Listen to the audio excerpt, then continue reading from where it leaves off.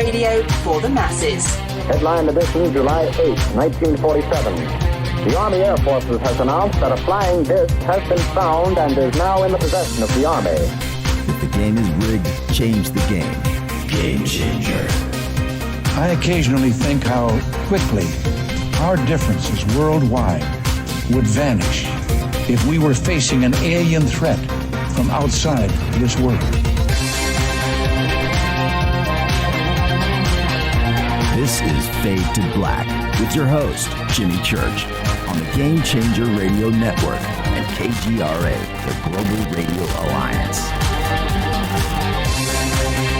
I need your help to get to the year 1985. You are listening to Fade to Black with Jimmy Church on the Game Changer Network.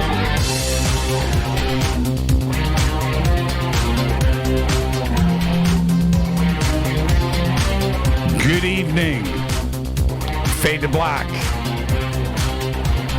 Bespoke Radio for the masses. Yeah. How you doing? How you doing? Today's Tuesday, November 20th, 2018. 327 days into the new year. Just 38 days left, people.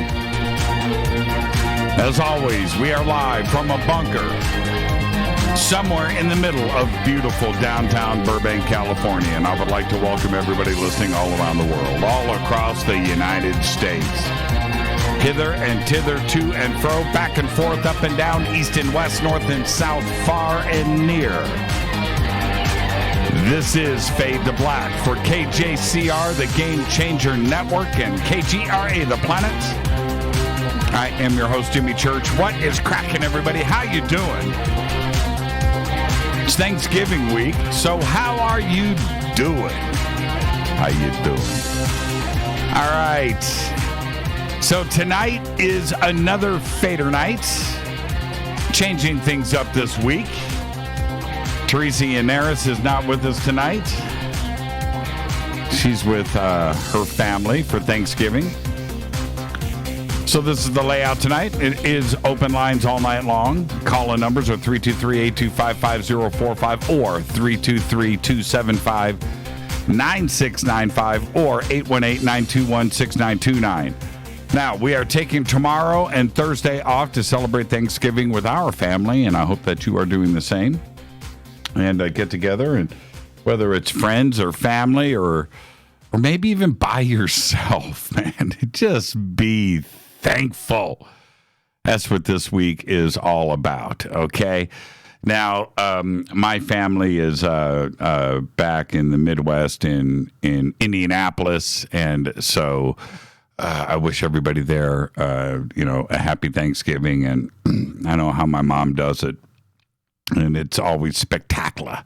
So, but we'll be spending it with our family out here, and Thursday, this is, believe it or not, oh man, I'm just going to say it like this. I love the normal Thanksgiving dinner. I don't like to go out too far, right? I expect certain things. I expect a nice big fresh turkey. I expect stuffing, mashed potatoes, green bean casserole, cranberry sauce, stuffing. That's about it. That's what I want to see in front of me, right? Anything else that, that's just extra. And I may not even get to that because that's what, and I've got my way of doing things. And first off, no matter what goes on my plate, which is, usually mashed potatoes, green bean casserole, turkey, stuffing, and then I take all of that and gravy goes on the whole plate, right? Turkey gravy, all on everything, and then cranberry sauce on everything. I have to have cranberry sauce with my stuffing, with my turkey, with my mashed potatoes, and my string bean casserole. Green bean casserole, string bean casserole. I gotta have gravy and cranberry sauce with that. And I don't know why it all goes together like it does, but that's me, right? So over the last 20 years, I have slowly introduced this into my beautiful family here. And that's what we're going to do. We're going to do Thursday, and I just cannot wait. I cannot wait for it. So there you go. It's Thanksgiving week, and we're taking the next couple of days off. I'm spending tonight here with all of you. Let's hang out. And I did see a tweet from K28 earlier, and I agree with what he said. He said the theme tonight should be what is the strange stuff on your table, right? So I just laid out Susie Q just said, there goes the diet. My diet is solid. I look good, huh? Do I look good? I look good. Lost a lot of weight. Fast Start Diet. The new promo code for Fast Start Diet, if you go to Amazon, I believe is Jimmy Talk. No spaces, Jimmy Talk. And you'll get all those discounts and free shipping. And I believe that's the way that is laid out. Jimmy Talk. Anyway, Fast Start Diet. I feel great. Man, quit smoking. Oh, geez. I did everything. This year, and I'm sticking to it, too. All right. Where am I? Okay, so that's and I'm sure there's going to be some other stuff on the table, but that's the stuff that I expect. And, of course, pumpkin pie, right? And I also like peach cobbler, and that's a pretty good Thanksgiving dessert, too, as well, peach cobbler, if you're not going to do pumpkin pie, or do both, right? Do both. So there you go. It's Thanksgiving week.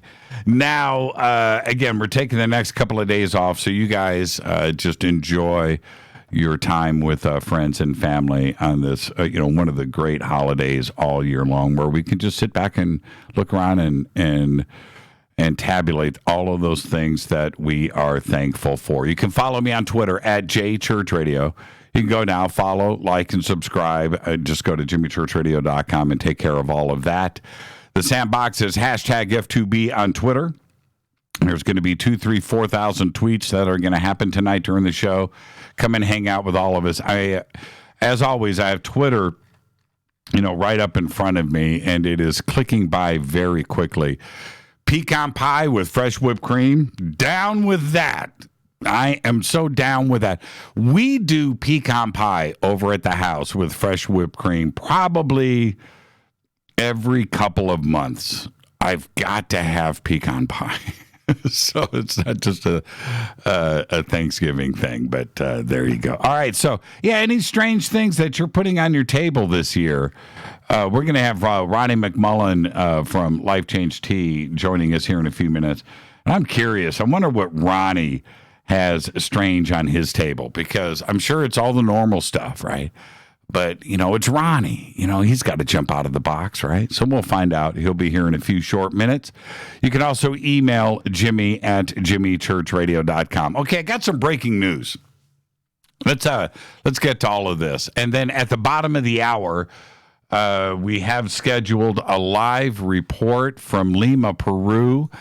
And I'm checking on that now. William Gallison is supposed to be joining us at the bottom of the hour for the live report on the press conference that was held down there. Okay, so that's coming up at the bottom of the hour, and then we'll switch over to your phone calls all night long.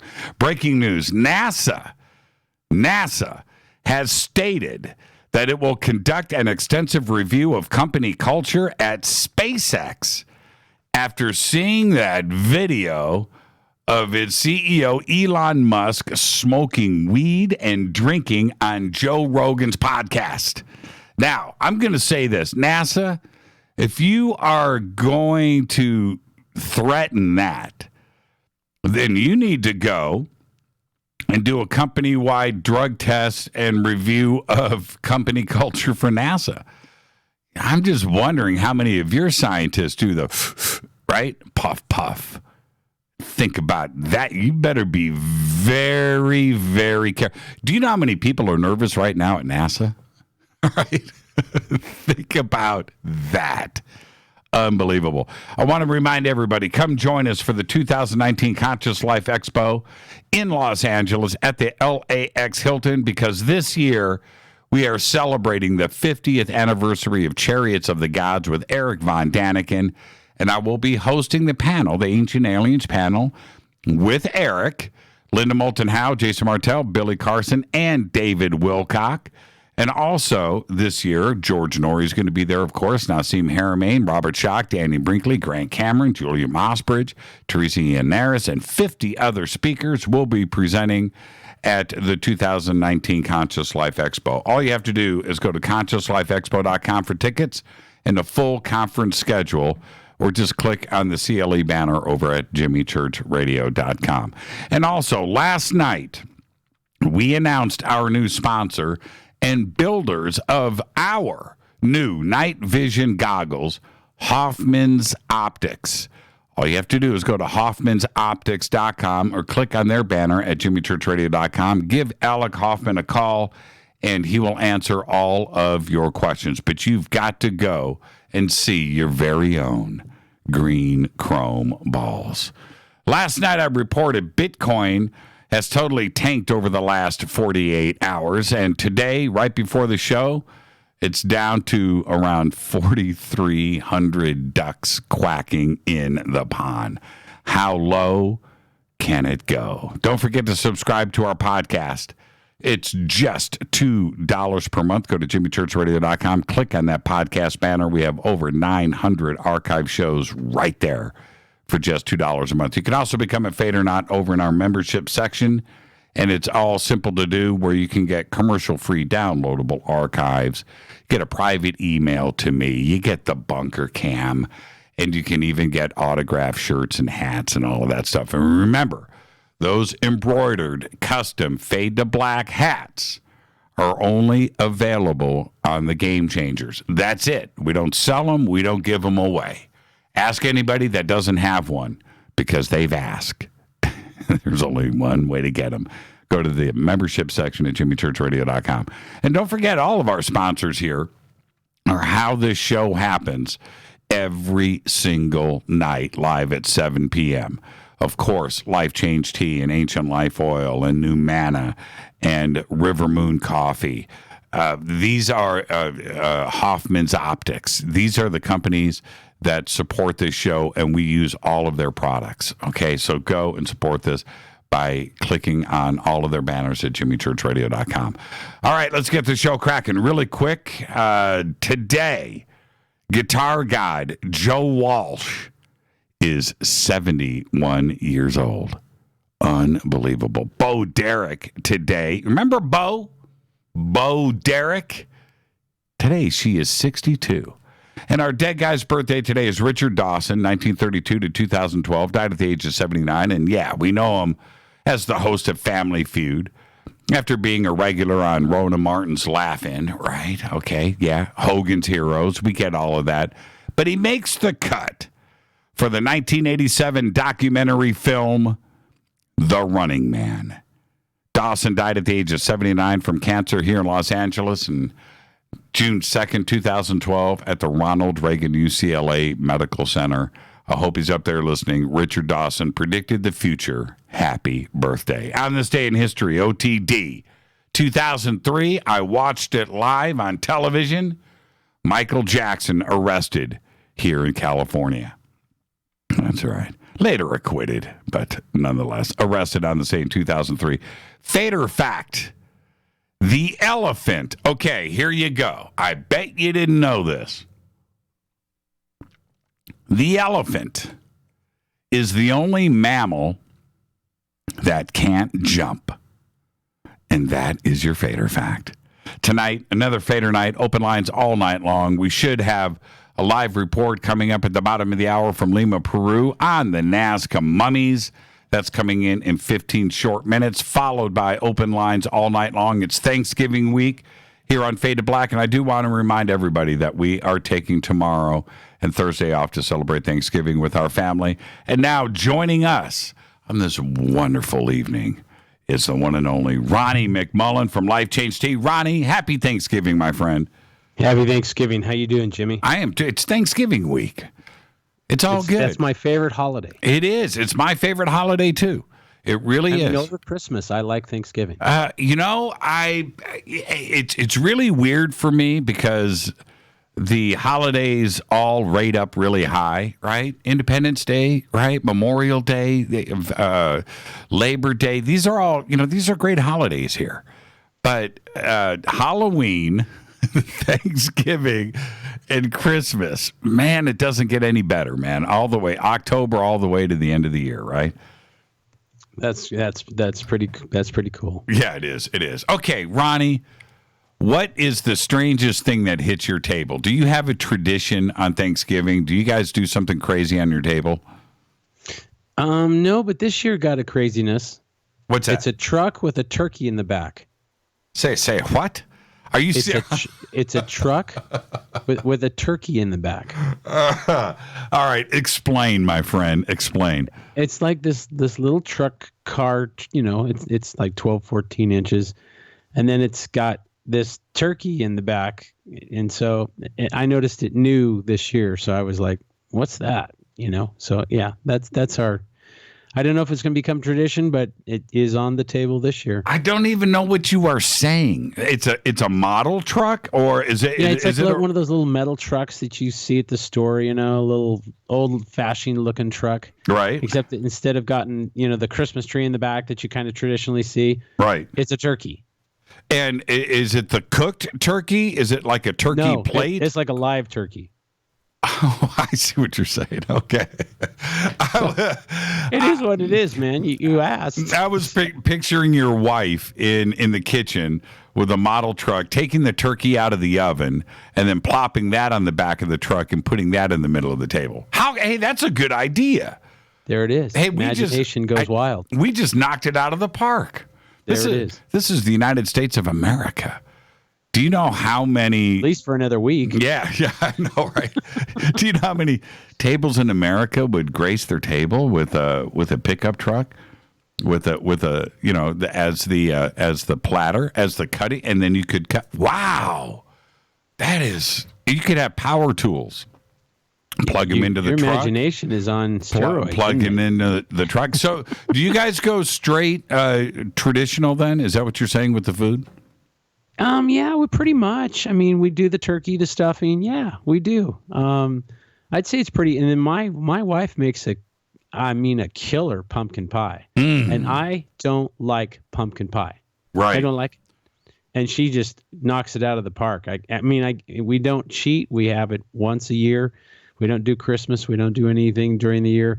And by the time it's Thanksgiving, I'm craving my wife's pumpkin pie. I don't do pumpkin pie. I don't think anybody does, right? You would in my wife's. But I'm with you what on I mean pumpkin is pie. You buy pumpkin pie at Costco or anywhere else. Yuck. Yeah, right. No, what I mean is all year long you don't do pumpkin pie. You just do pumpkin pie. Weird. It's only on Thanksgiving and it tastes great. Yeah. Lots of whipped cream. With lots of. I cannot do it straight. No, I can't do it straight. Nah, I gotta have the whipped cream. Now, we're running your new holiday commercial, and thank you for that. Tell us about it. Well, the holidays are here, and we start the year's biggest sale every Black Friday. And as always, we're doing it again, except this one will be the biggest yet. So we're really excited about it. Can't really tell you the particulars, but I can tell you if you go to getthetea.com, on Friday, you're going to be amazed. It's going to be great. Go ahead. Continue. And then we just have our sales on right now, which is Allison and Tea. So that's a really good thing. But like I said, when it comes to Friday, yeehaw, it's going to be some good stuff. And we have some new products too, by the way. We have Minerals Plus, which is pretty new and which is really, really out of the park type. It's got vitamin E, vitamin D3, which is usually we're depleted on that. It's got calcium, potassium, magnesium, 72 trace minerals. I mean, this thing's loaded. And so it makes you, definitely get the energy. Now, and then for those people that are going to struggle this this year with glucose levels, we have a new product. We had Takedown Tea, right? But we also have Takedown Pills, and they do a great job. And the suits are listening, so I won't say too much more, but it's definitely worth your while if you want to try to balance glucose. I read the other day, now check this out, that 9 out of 10 people in the United States are seriously potassium short, like critical levels of potassium short. And I read that, and trying to battle this, what's the deal with that? So the Minerals Plus has potassium. Yes, and it has calcium, it has magnesium, and then it has 72 trace minerals. Vitamin E and D3, and E is really important too. Especially for if you're looking for skin and hair, nails. We're deficient. Period. Just look at it that way. We as people are deficient because we're being fed crap.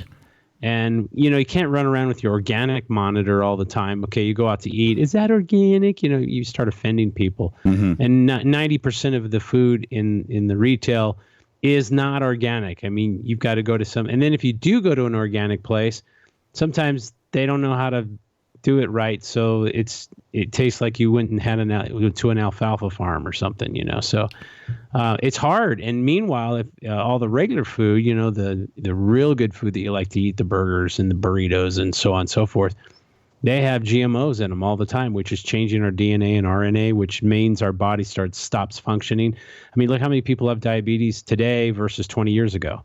And is it all because, it's all because we drink too many Cokes. It's all because we drink too much pie, eat too much pie.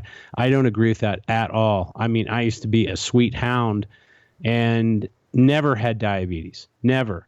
So it's a breakdown of being poisoned to death, and we're paying the price now, and they're filling the lines at the urgent care. So long and the short of it, you got to eat the good stuff, GMO-free and organic, and that's what my products are. I was looking at, this was today. I'm not making this up. This is today, International Business Times, right? Listen to these. These are the headlines. 2 ground beef recalls for E. coli contamination. That's one. The headlines. Chicken thighs recalled for undeclared allergen, right? What was romaine lettuce? Romaine lettuce just got nailed. Yeah, it just got nailed all at the same time. And I was at the market. This was last month, and I remember telling Rita about this. I'm at the market, and there is a kid there with his mom. And he is literally yelling at his mom as she's putting stuff in the cart. We're in the vegetable section. And, Mom, organic only. I cannot eat regular vegetables and fruits. It's got to be organic. And now normally I would go, man, that kid needs to get cracked, right? And talking to his mom like that. My shopping cart, when I shop, everything is organic now. Everything. It has everything. I don't care what it is. Everything that goes into our shopping cart is organic. And I heard that kid loud and clear, and I was happy that he was speaking to his mom that way. Yeah. And I came home and I told Rita, I was like, hey, normally, and this kid was like 10. Right? He was 10. He had long hair, too. He had a Metallica T-shirt on. I love that. But anyway, going off, and, it's about respecting your elders. But in this case, it's about your parents respecting the kids, And it was. And I think it's so important, too, that when we're buying our organics, let's not forget our meat, because if you're buying beef and you're not buying grass-fed, and very important, this grass-fed thing, it's not just a new kinky kick. Right. The reason it's grass-fed is because if it's not grass-fed, it's corn-fed. And of course, the Midwesterners, corn-fed beef is the best. It's so good. Well, yeah, it's so full of GMOs that it's wreaking havoc. So always make sure if you spend the extra money. And that's what's really sad, that we as a people in this world are spending so much extra money because of corporate to get something that's not poisonous. Something's really wrong with that picture. Oh, yeah, can I pay more, please, so I'm not poisoned? Right. I know you got this over here on sale, and that will poison me, but I really don't feel like being poisoned this weekend, so can you give me the good stuff? Right. We don't even think of it that way, but that's really the truth of it. We're being poisoned, and we're paying to be poisoned, okay? And we have to pay more to not be poisoned. What is wrong with this world? Yeah, I know. It's fascinating to me, and I would have never... 10 years ago, I was on a different path in life and a different mindset, and I ignored a lot of this. I just did. I thought I was Superman and I would live forever. Because of you and what you have done for myself and my family and those around me, the changes in our lives are just insane. And I want to thank you for that. I have stuck to it, and the changes and how I feel, how I look, how I think, and how I wake up in the morning and go to sleep at night, it's because of you, Ronnie, and your great company. And I'm not kidding about that. So I'm thankful for a lot of things, but I'm really thankful for our relationship and friendship and what you've done for my family, myself, and this audience. Thank you so much. I appreciate that, and thank you. It's kind of cool. We've been together for years now. Yeah, I know. I mean, it's not just months; it's like years now. It's and you know what? We're stuck with each other. So there. Yeah, we are. We are. I have to give you heck once in a while. You give me heck. But yeah, no, it's the truth. But that's a good thing. And and it's really cool too. I was able to bring Ancient Life Oil towards the table with your radio show, which is a no-brainer, home run hitter. How people feel better, and we will have a special on Friday for that too. Unfortunately, it can't be as big a special because there's just unfortunately no money in it because of the suits. Yeah, is there a promo code for this Black Friday? No, you just go and get. Okay, go and get. Make it really easy. You just go and get. Okay. You can get. I think you can get. Yeah, I'm not thinking. I'm knowing. You can get free shipping by your code. Okay, so they get the special, and they still get free shipping with our code. Correct. Which Yes, is FADER, correct. FADER. Absolutely. And Ronnie? so that's a cool thing. But I really love the Ancient Life Oil. I use it all the time. But that is such a beautiful product, and of course the tea. So I'm kind of surrounded by good stuff, and so I guess that's why I get so torqued at going to the store and paying not to be poisoned. I know. There's something wrong there. I know. Every night before I go to bed, Ancient Life Oil. It's just I am in this pattern, and I'm not gonna break it. Have a great, safe, wonderful, beautiful, awesome Thanksgiving, Ronnie. You and your family, and just do everything correct. Thank you so much. You too, brother, and don't forget you're the big kahuna of radio. I'll talk to you. Thank you, Ronnie. Ronnie McMullen, Life Change Tea. So the big special kicks off this Friday. Just go to, you can go to Life Change Tea, of course, getthetea.com or Ancient Life Oil. All right. All of this kicks off this Friday. Thank you, Ronnie. The very best. This is Fade to Black. Okay, when I come back, our live report from Lima, Peru will be here. And I am your host, Jimmy Church. This is Fade to Black. It's Thanksgiving week. It's FADERNIGHT. It's all good around here. I'll be right back. Stay with us.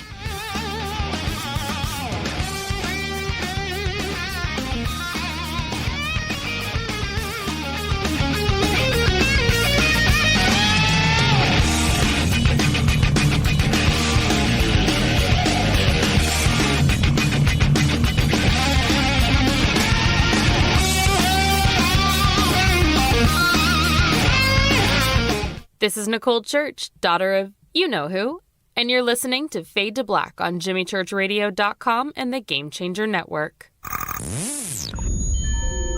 You're listening to Jimmy Church, Fade to Black. Fade to Black will now pause for alien identification. The station that talks the net. KGRA Radio. When you take the beans from Central America with dashes of Indonesian and African mixed in and then roast it to the dark side of Fade to Black, you create the ultimate brew of fringe. Introducing the Fade to Black blend from River Moon Coffee. Yes, River Moon's darkest customized roast was created for the love of Fade to Black. The alchemy of masterful roasting and smoking the beans is in every sip of this full-bodied, dark Java. I need my coffee dark, deep, with distinct bittersweet chocolate highlights, just like the bunker. Leaning further into the darkness of the roast is Fade to Black blend from River Moon Coffee. Just click on the banner at jimmychurchradio.com and use the promo code F2BBLEND for 15% off of your order today. Go Beckley Teppy. This is Jimmy Church of Fade to Black, and you can get our podcast for just $2 per month. All you have to do is click on the podcast banner over at jimmychurchradio.com. Hi, folks. It's a holiday season with hope in the air. Things to look forward to and no time for despair. Health can be a challenge, and so can the mail. So Get the Tea wants to help you by giving you a sale. Buy 2 months of Super Tea and get 1 month for free. No limit. That's buy 2 months of Super Tea and get 1 month free. That's a savings of $35. Where? GetTheTea.com. That's GetTheTea.com. Scroll down on the front page and find the buy 2, get 1 free ad. Click it and save. Orders over $100 get free shipping. Send the gift of life. Change tea at GetTheTea.com. We have many non-GMO organic supplements just waiting for you. This holiday season, enjoy health and Thanksgiving with GetTheTea.com. Want to call us? 928-308-0408. That's 928-308-0408. GetTheTea.com is a proud sponsor of Doing What's Right. That's GetTheTea.com. 9 out of 10 geneticists agree. Fade to Black is not your father's radio show on the Game Changer Radio Network and KGRA, The Planet. Do you want to lose weight but have no idea where to begin? The Fast Start Diet, a 3-day weight loss plan, is the answer. 3 days of nutritionally balanced, calorie-restricted meals delivered right to your door. No shopping, no measuring, and no cooking. Everything is prepared for you and ready to eat at home or on the go. The Fast Start Diet has all the amazing benefits of intermittent fasting without starving. We've helped thousands of people who have struggled to reach their weight loss goals. Isn't it time we helped you? With the Fast Start Diet, you'll lose weight and feel great. Find Fast Start Diet on Amazon or go to faststartdiet.com and use promo code TALK to get 10% off your first box. And as a special bonus, Fast Start will include their #1 rated Lipo3 appetite suppressant spray free with your order. This is Jimmy Church. And whatever your diet plans are, do what I did. Go to faststartdiet.com. Hi, this is Rob Reiner from Anvil, and you're listening to JimmyChurchRadio.com. What's up? I'm Chris. What up? This is Kyle Massey, and you're listening to Jimmy Church Radio.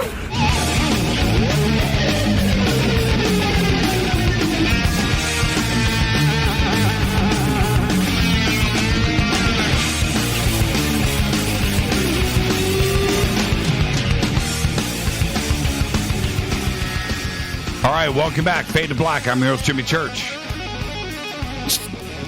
It's Tuesday night. I almost said Thursday. It's Tuesday night. It's Fader night tonight. We're going to open up the phone lines at the top of the hour. It's Thanksgiving week, and we're going to be taking off the next couple of days to spend our Thanksgiving with our family, and I hope that you do the same and enjoy yourselves and be thankful. So there you go. We're going to open up the phone lines at the top of the hour. Email is Jimmy at jimmychurchradio.com. You can also follow me on Twitter at jchurchradio. And there you go. Now, big press conference that just went down in Lima, Peru about the Nazca Mummies.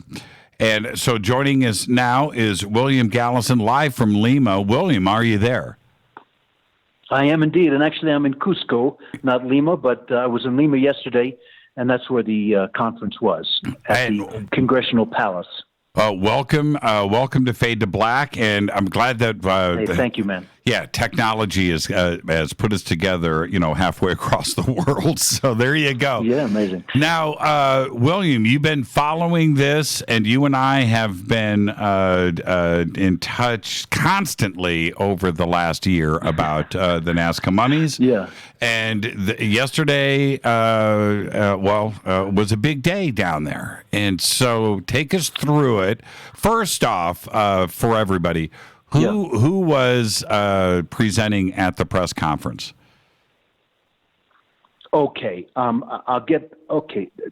was presenting? The press conference was requested by a Peruvian congressman named Armando Villanueva. He represents the Cusco area, which is not far from the Nazca, where these bodies were found. And Cherry Jamin, who is really at the core of this investigation, got in touch with Armando and told him about these discoveries. Armando realized the significance of them. He was somewhat skeptical, as any person would be when first hearing about something so extraordinary. Sure. And he wanted to learn more. He became more and more convinced, and he finally wanted to have a hearing, essentially, where experts would come in from all over the world and talk about whether this was an authentic find, validate it, so that he can go ahead and make a bill which would protect and preserve and make these bodies available for study from the international community. At the moment, they're a kind of contraband. Nobody knows if they're, the public doesn't know, and the state doesn't know if they're illegally held human remains or frauds made out of animal bones or any of the other stories that people have been promoting against the reality of these things. But in fact, as I will discuss tonight, they are very, very real, which now Armando was entirely on board on that himself.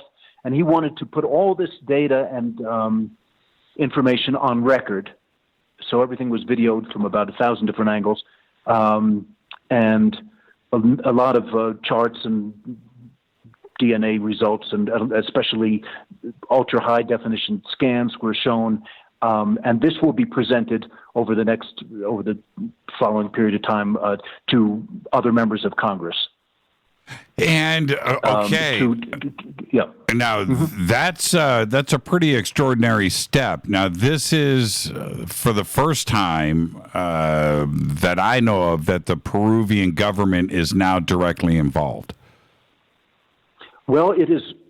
Yes, it is mostly being spearheaded by this one very brave and I must say very impressive man, Villanueva, and he wants to convince his colleagues that this is something of great importance to Peru. And I think one of the things that was made clear to him, not only at the press conference, but we met with him quite a bit at the hotel and around the conference, was how important this could be for Peru as a nation, and indeed for the whole world. But Peru being the center of a story this huge could obviously make a difference for the country and its fortunes. Now, what kind of press showed up? Was television there and the local journalist? Oh, I think we just lost. Are you there, William? Okay, let's remember. William, are you there? Okay, we've lost William. Remember, this is live from Cusco. I'm going to reset the line and see what we can do about getting that done. This is it's a pretty extraordinary event to have this go down like it did yesterday. And I am going to do my best here. Just stay with me. Stay with me. And unbelievable. And we had a clean line there for a second, and that was the thing. I was pretty impressed with that. Let's see if I can pull this back up. All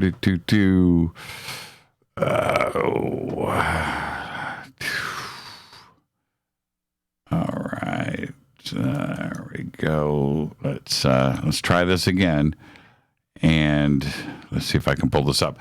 But and this was at I believe he said at one of the palaces there. Okay. Allison, and I can't. Okay. Nope. That is not working. Unreal. Okay, just stay with me, everybody. I will do my best. You gotta love it, man. Live radio. But this is what goes down when we're dealing with something halfway around the world. And I can't. Nope. I am not getting through. We are in some kind of call loop here. And there you go. Okay. And I am bummed. Okay. Allison? Nope. I'm not getting back through. I need to know what the information is. William, are you there? Okay, let's try one more time. And if not, I'll see if William will actually try to reverse the call and come back to me. William, are you there? William, no. Nope, it is. It's now dropping. Okay, I'll wait for William to call me back. In the meantime, man, I've got somebody, the same number calling on two different phone lines. Now, how is this happening? Let's see. Hi, you're live on Fade to Black. Who's calling? Okay, all right.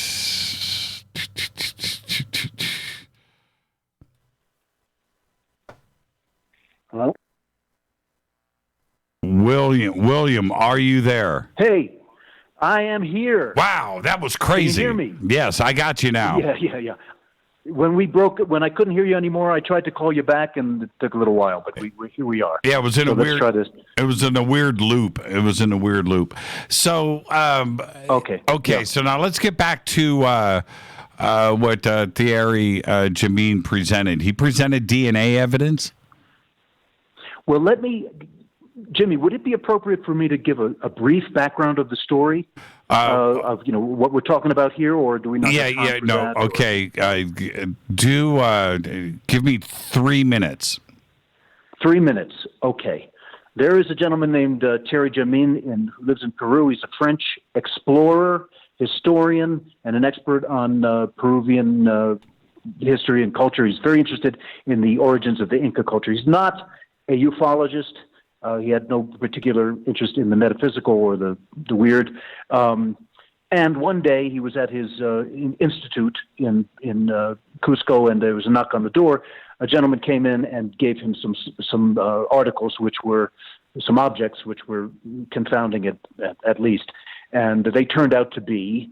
Well, I'll make the story short. Over the following days, he was given several bodies, complete bodies, and some Oh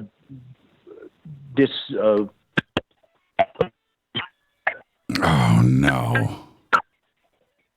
Here we go. Are you there, William?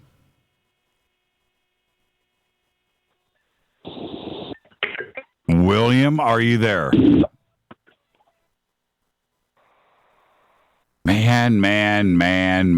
Man. Okay, I'm just going to hold off on that and wait for William to call back. Okay, let's just go. Let's just go live. Hi, you're live on Fade to Black. Who's calling? Hey, what's up, man? My name's Kevin. Hey, Kevin, how are you? Hey, man. I have a question for you. So, I'm kind of new to your show. I just wanted to know what you think about aliens. What do I think about aliens? What do you think about aliens? Me personally, I don't think there's enough. I don't believe in them until I see hard evidence. Have you seen anything strange in the sky? I've seen a lot of things on the internet, yeah. No, I mean, have you gone outside? Have you seen a UFO? No. Yeah, that's the game changer. That's what you need to have happen. And when that occurs, the first time that happens, you can go and read and watch all the documentaries and all the TV shows, and it's fascinating, and the movies and the documentaries. You can go do all of that. But when you see something yourself in the sky for the first time, that's the game changer. All right, I have one more question for you. Sure. Would you eat an alien ass if presented the opportunity? Would I what? I said, would you eat an alien? Then he hung up. Oh, that's funny. All right, I didn't even get to it, man. I want to know why'd you hang up? Why'd you hang up? All right, let's go back to the phones. Hi, you're live on Fade to Black. Who's calling? It's Christopher from Phoenix. Hi, Christopher from Phoenix. How are you? I'm doing good, man. I'm sorry that you're going through all those issues there with the phone call and all that from Peru. I just wanted to say just a quick thing, and I'll let you go, but 3 things I know have happened on this planet that people don't want to really examine, and that are the skulls from Paracas. Okay, can you do me a favor, Chris, and take me off of speakerphone? Oh, I'm sorry. Yeah, I was in a smaller room there. Is that better? Okay, so what was that now? Yeah. Well, I was just going to tell you, a lot of people don't talk about this other than in your field, but the Paracas skulls are abnormal. They talk about something, they show us something that is not natural to what we know of as being on planet Earth. 2, these pyramids that are around the whole planet, whether it's, Russia or China or Mexico or Egypt. And 3, cattle mutilations. That stuff is really happening, and no one has an answer to all 3 of those things. And they mean something a lot bigger than just what some people think is woo-woo or ghost stories or some sort of thing. These are real things that are happening and that have happened and that aren't being addressed by the mainstream. So anyways, I'm glad you're doing the show tonight. I hope maybe you got your call back. Yeah, it's coming in now, so I'll take care of that. But you're absolutely, thank you for the phone call, Chris, and happy Thanksgiving. But he's absolutely right. The mainstream media isn't covering this.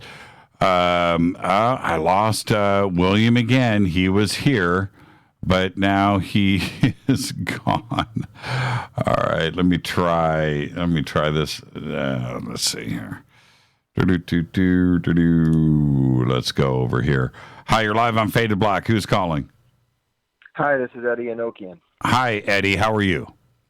I'm good. I thought it's time for me to share my story, and I'm about to blow your socks off. Okay, Eddie, stay right there. I've got William again from Cusco. Just stay right there. I'm going to put you on hold. Okay. William, are you there? I am, Jimmy. Can you hear me? Okay, so yes. Now let's get to the meat and potatoes. We're going to run out of time. Okay. So he gets these bodies and body parts, and basically they represent 3 species.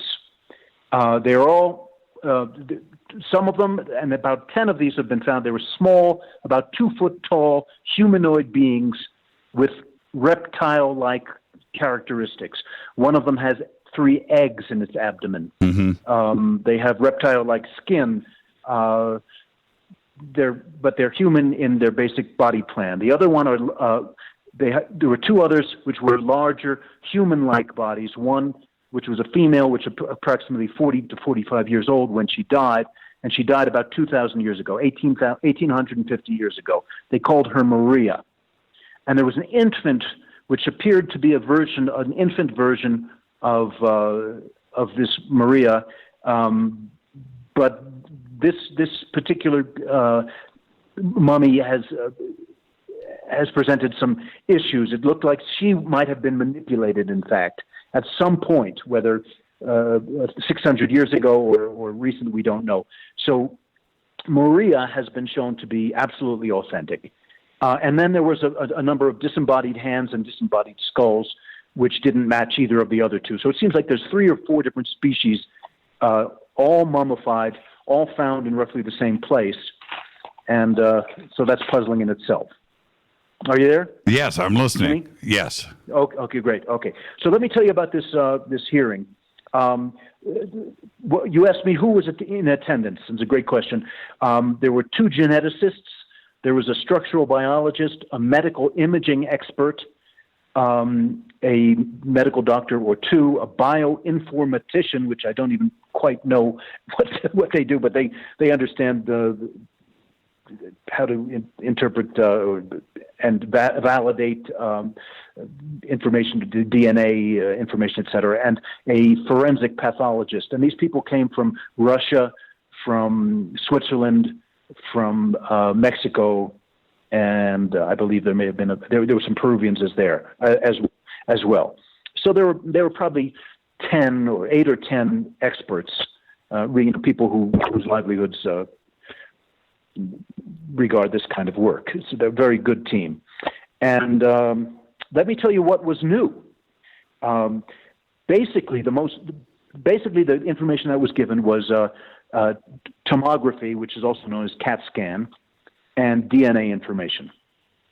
Are you there, Jimmy? Yes, I am. Yeah, I'm sorry, man. Just amen me every once in a while so I know I'm still there. Okay. It's all good. It's all good. Okay, good.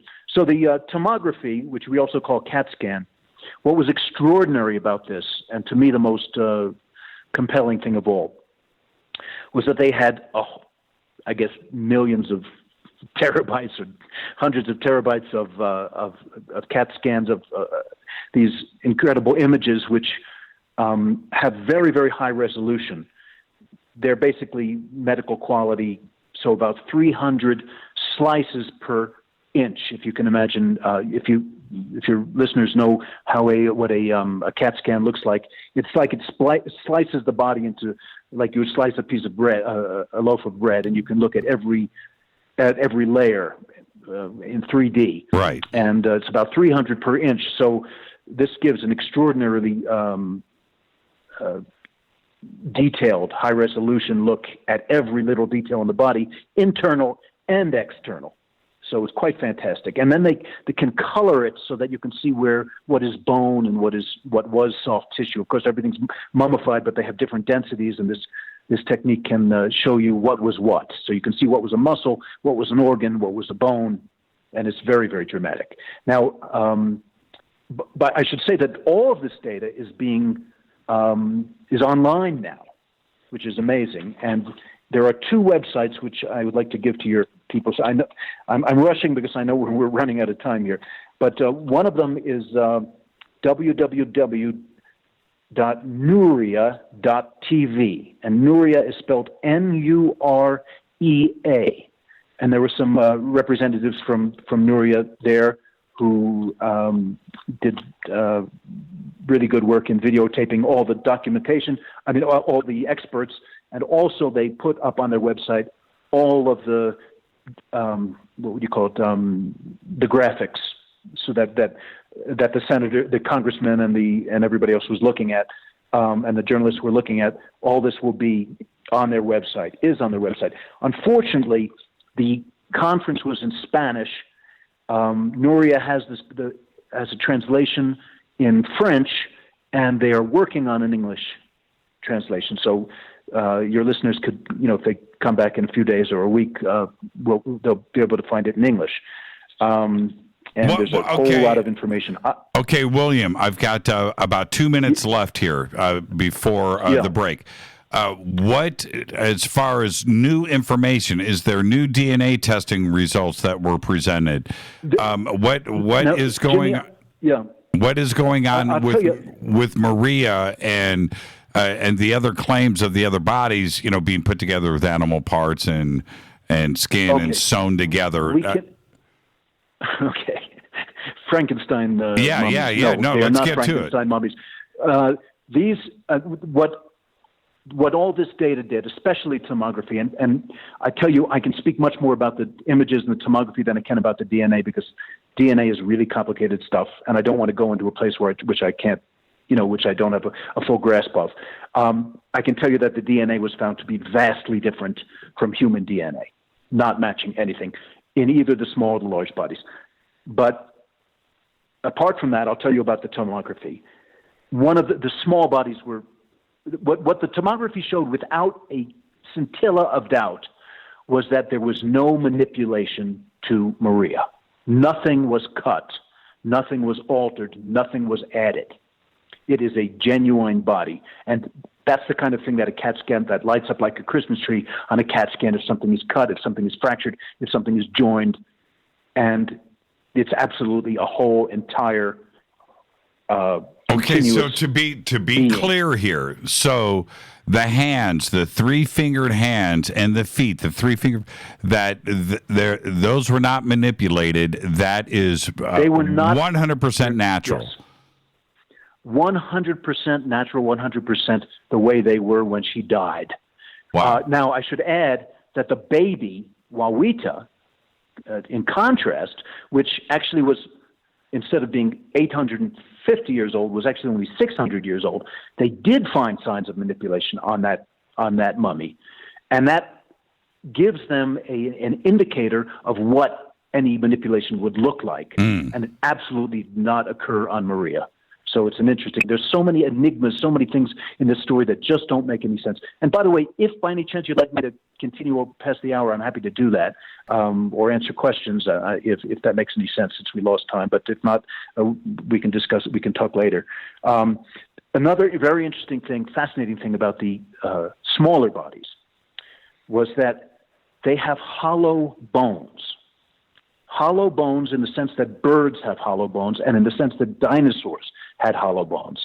And no other animal on Earth has hollow bones. I should add, we have hollow bones in the sense that they have soft tissue marrow inside them. Birds have air pockets in their bones, and that's what these have. So the bones could not have been taken from any other animal. Wow. Besides a bird, but these bones are clearly not bird bones. And other things, this new tomography, these new CAT scans showed some extraordinary things. One of them was a reproductive system which has never been seen in any other living creature. It is in my understanding, which is not perfect, there were eggs found in one of the bodies, 3 eggs. And now with this new tomography, they find that there is an oviduct and a vagina and the whole reproductive package. And it appears that the way these things reproduced was that the eggs would actually hatch in the body, and the offspring would be born live.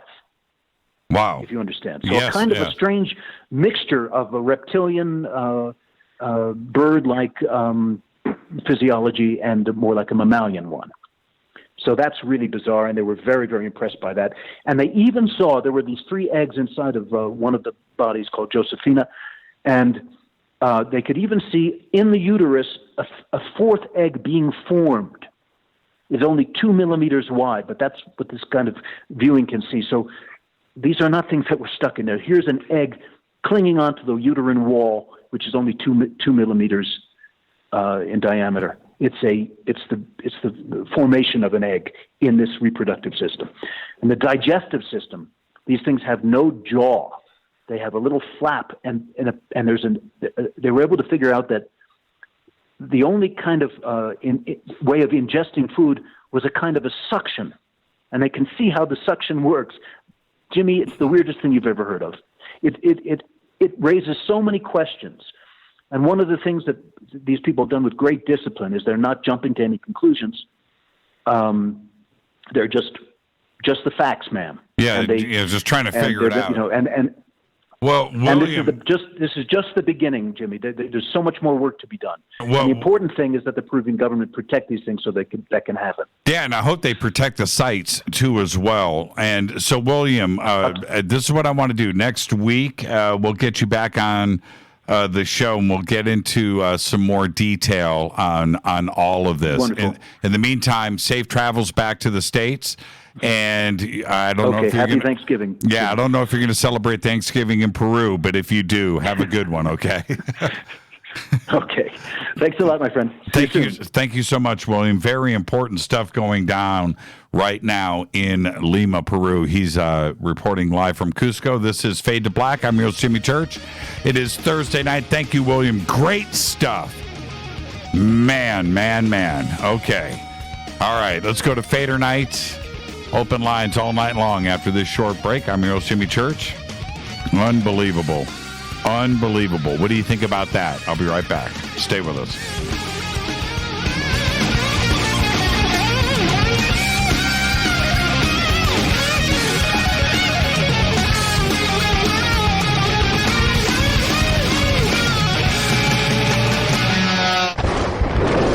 This is Fade to Black with Jimmy Church on the Game Changer Radio Network and KGRA, the Global Radio Alliance. This is KGRA Digital Broadcasting Station, Salt Lake City, Utah, Van Buren, Arkansas.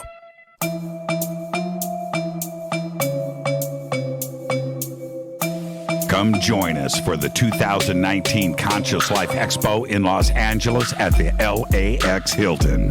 This year, we are celebrating the 50th anniversary of Chariots of the Gods with Eric Von Daniken, and I'll be hosting the panel with Eric, Linda Moulton Howe, Jason Martell, Billy Carson, and David Wilcock.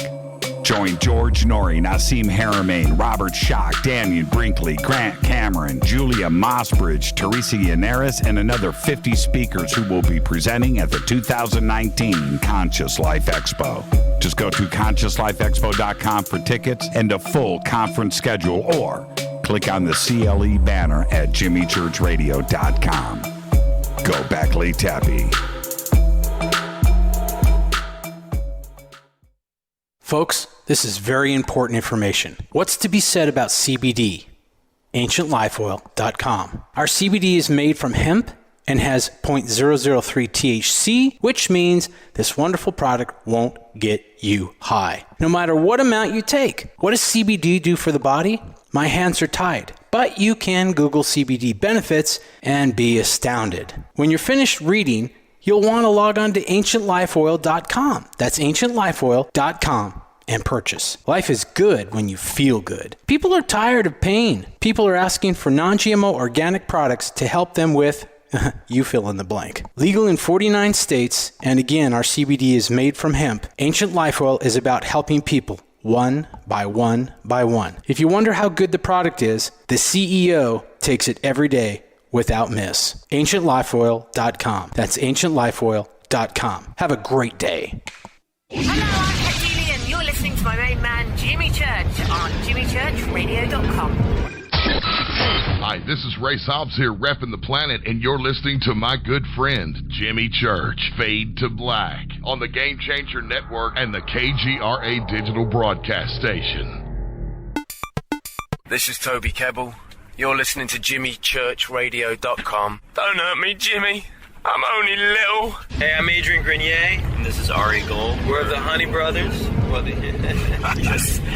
We are of the Honey Brothers. Hey, I'm Adrian Grenier. And I'm Ari Gold. We're the Honey Brothers. And you're listening to Jimmy Church. The Revolution.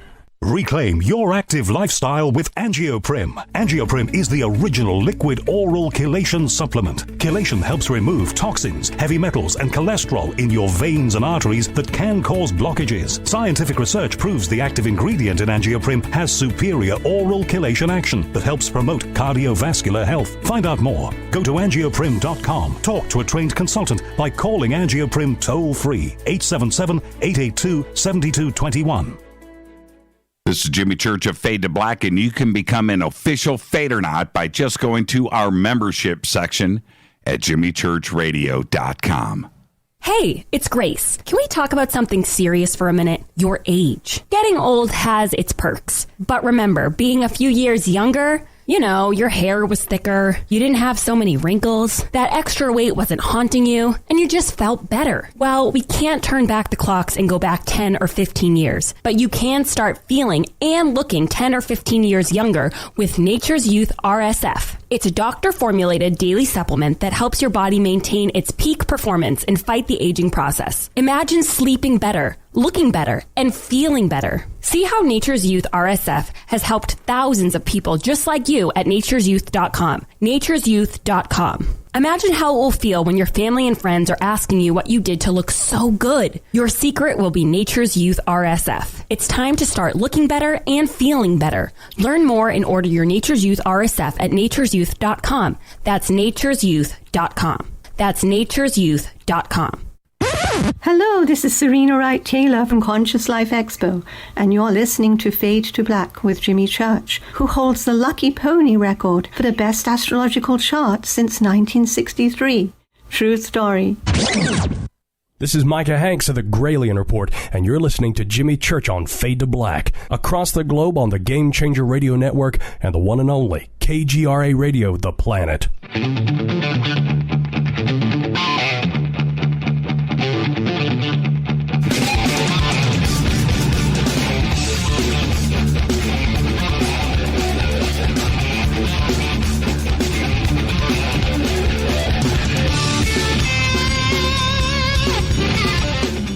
Welcome back, Fade to Black, Tuesday night, Fader Night.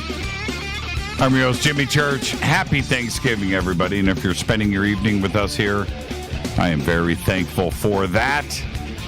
Very interesting. William Gallison, live from Cusco, Peru, about the press conference that was just held down in Lima about the Nazca Mummies. And I was just over at Nuria TV, too, as well. You can translate that page. I will check out the videos. I'm assuming that they will all be in Spanish. But nonetheless, it is Nuria TV. There you go, Nuria.tv, and you can go and check that out, too. All right, so right before the break, I had a caller on hold, and let's go back to it. What was your name again? My name's Eddie Enochian. Hey, Eddie, how are you? Good. So now I figured it's finally time to disclose to the world who I am, and I'm 38 years old and from Massachusetts. To cut to the chase, I'm a hybrid, and I know it sounds crazy just coming straight out and saying it, but if you hear the story, everything makes sense. So in 1979, my parents were abducted in the White Mountain cabins of New Hampshire. They heard wooing noises and stuff on their honeymoon, and they couldn't figure out what the noise was coming from. My dad checked the chimney to see if there was wind or anything, and they couldn't figure it out. So they wake up in the morning, they have a bite to eat, they go back to bed. In some reason, they don't wake up for exactly 12 hours later. They wake up and they felt disoriented. It's pitch black out, and they go outside the cabin and they see a UFO whiz off and take off. Now, they were Jehovah's Witnesses at the time. They didn't believe in this type of stuff at all. Right. So they packed up their stuff and they went to one of the Kingdom Halls of Jehovah's Witnesses and prayed. And so shortly after that, my mom was pregnant and she had a miscarriage. And she told me the exact words from her doctor was, "I don't know what's in you, but whatever's in you is coming out." And she miscarried. Now, right after that, the following year, November, I was born. I was born breech, and my mother's a redhead with green eyes, which is a pretty common, I've researched for abductees. And I've always known I'm not from here. And my last name is Enochian. I'm sure you're familiar with the Enochian language and everything. Sure. Yeah, so I told my mom at 9 years old that, Mom, I know I'm not from here, and which was hard for me to do because I was raised as a Jehovah's Witness. You're not supposed to believe in this type of stuff. So I told her I don't think I'm from here, and I'm here to save your life, and I'm part of a big project here on Earth. Now this kind of like took her back, and she was like, "Okay, honey," and so 10 years goes by, and my mom gets acute respiratory disease, the SARS virus, it's like that. And she flatlined 3 times. She was put on full life support at Boston Hospital. It was New England Medical. It's now Tufts. She was in a coma for 9 days. And I was like, oh, my goodness, this is the time where I have to heal her. So I went into the room, and I put my hands on her chest. And I was like, all right, Mom, I don't know what's going to happen, but by the time I walk out of this room, you're going to be all better. And so all of a sudden, it felt like I got electrocuted, but it came through the top of my head, down in through my hands and into her. All the machines start going crazy, and I was just like, what the hell just happened? And I gave her a kiss, walked out. I started coughing up all this phlegmy stuff, like puking it up in the sink. And a couple hours later, my mom's sitting up in a chair completely healed of the disease. doctors have no explanation on how she got better. And she had to learn how to walk and write and everything again, but the disease was gone, and I coughed it all up, and my hair fell out on the top of my head. And I'm the only one bald in my whole family now. So, I mean, it's taken a lot of guts for me to come forward. I've talked to psychologists through my whole life trying to figure out things. And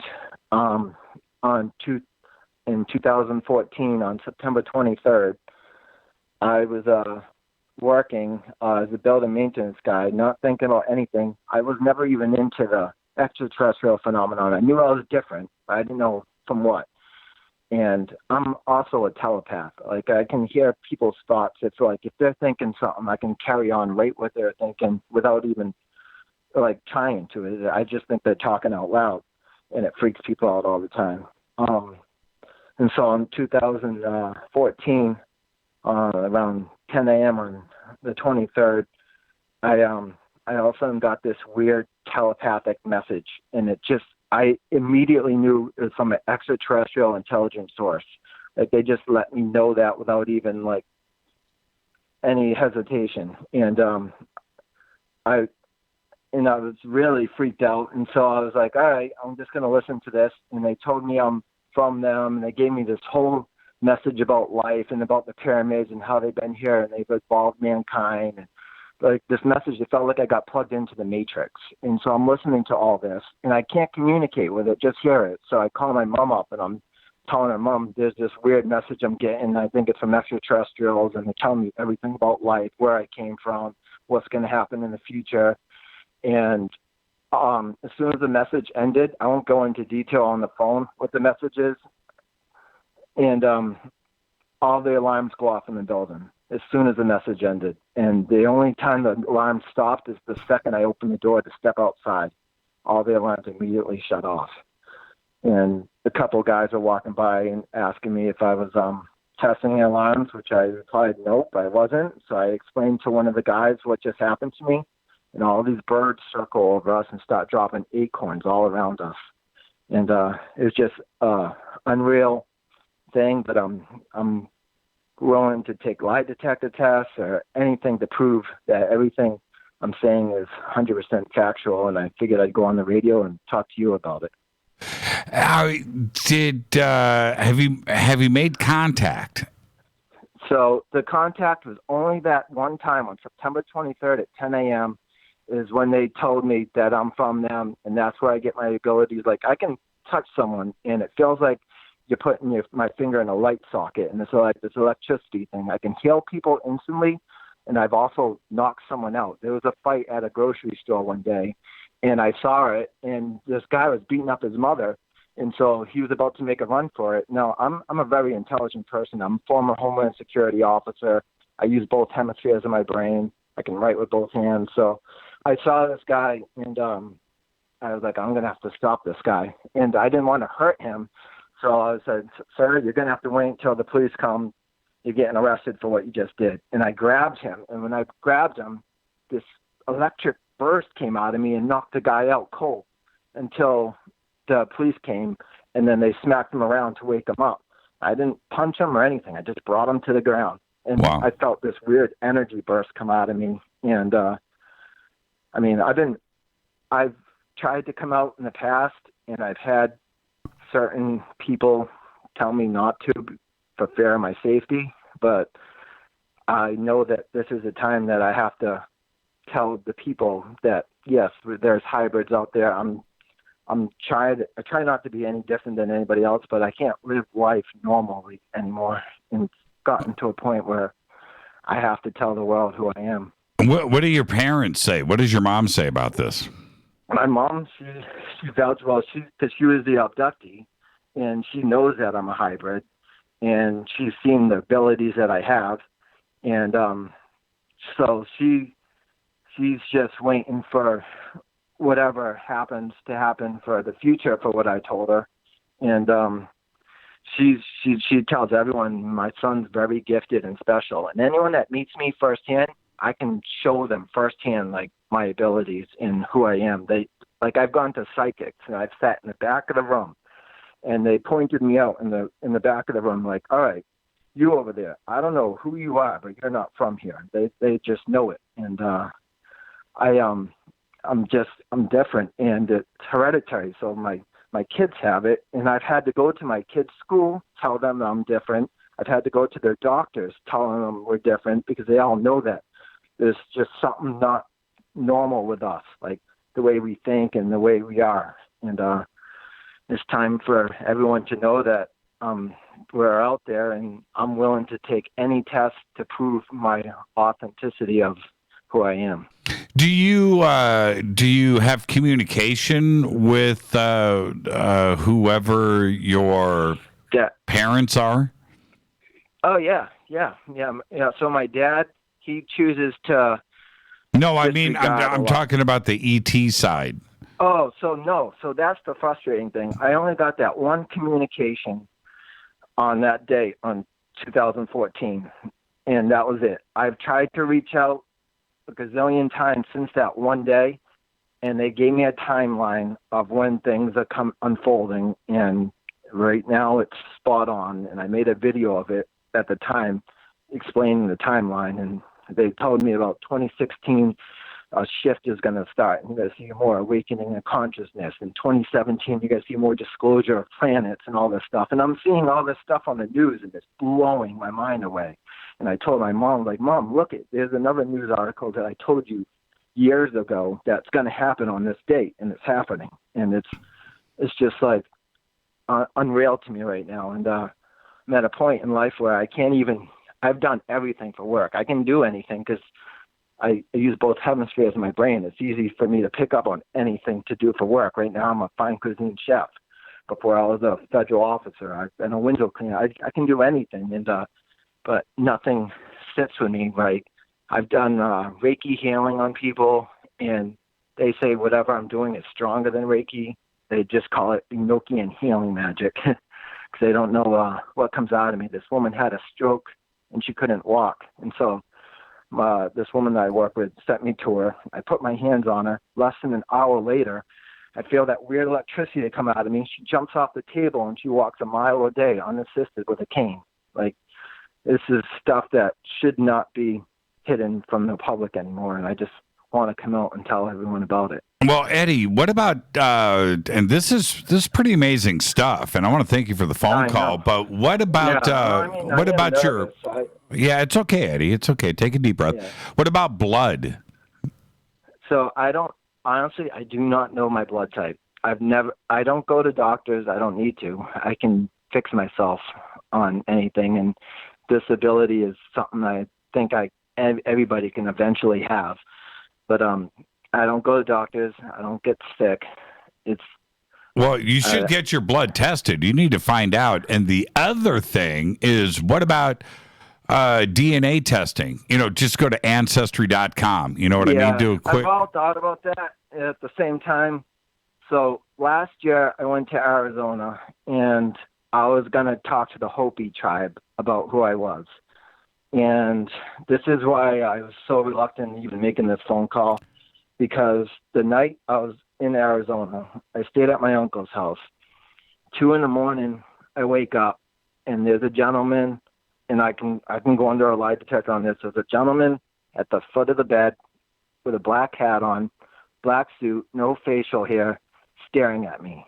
And I just froze, and I was like, what the hell is this? And so I just tried to, like, what's called put myself in a tower of light of energy because they were trying to talk to me telepathically, and I'm trying to ignore what I'm seeing in front of me. I'm like, all right, I'm dreaming this. I wake up, I try to open my eyes more, and I'm like, all right, and he's still there. So I ignore it, and I turn to one side to the right. There's another gentleman with a black suit and hat to the right side of the bed. So I was like, what the hell's going on here? So I looked to the left, and I had 3 of them, one at the end of the bed and both on sides. And I couldn't move. I was frozen. And they were telling me to keep my mouth shut telepathically. Now, meanwhile, I'm in this bedroom. I hear my uncle outside the bedroom walking around. He hears someone. He thought someone was in the house trying to break in. He knew someone was there. And I couldn't even yell out to him to ask for help. I was frozen. And that lasted, I think, for like an hour. and then all of a sudden they just disappeared. I'm not saying that they're men in black. I don't know what it was. It was some type of energy, but I saw the hat and the suit, but they had no facial hair, and they only talked to me telepathically. What did they say? They were telling me to keep my mouth shut. That's all. That they were like pushing me around. Like it was like I felt like I was getting like tortured for like an hour, and they were just telling me, do not tell who you are, do not say anything, keep your mouth shut. And that's all I remember hearing. That I faded out during this whole thing because I was pretty scared, and I didn't know what to do. So I just put myself in a bubble and just took the torment for like an hour until they disappeared. Have you had any contact with any other hybrids? So I have. I've been reaching out to a couple other researchers. I've been talking to people from all over the world for years. There's a guy named Luigi Benatelli out of Canada, and he interviewed another hybrid. And I've been talking to him throughout the years. I'm trying to meet other ones, but there's certain people I can meet, and we know we're hybrids because we can communicate telepathically. And I've met people, and as soon as we meet them, we get like this weird electric charge with each other. Right. And, right. It's strange, but I'm willing to put myself out there now just to show my abilities that this is something that's real. I'm not just any whack job that says, "Oh, I'm a hybrid." No, I actually have abilities. I can show people that this is real stuff. Eddie, are you on Twitter? I've been trying to reach out to you for some time. I'm on Stellar. I'm on Twitter. I'm on Facebook. Okay. I've been reaching out to everybody, and it's weird. Thing is, a lot of times I didn't even think I was going to get through to you. Weird things just don't let me get through to people.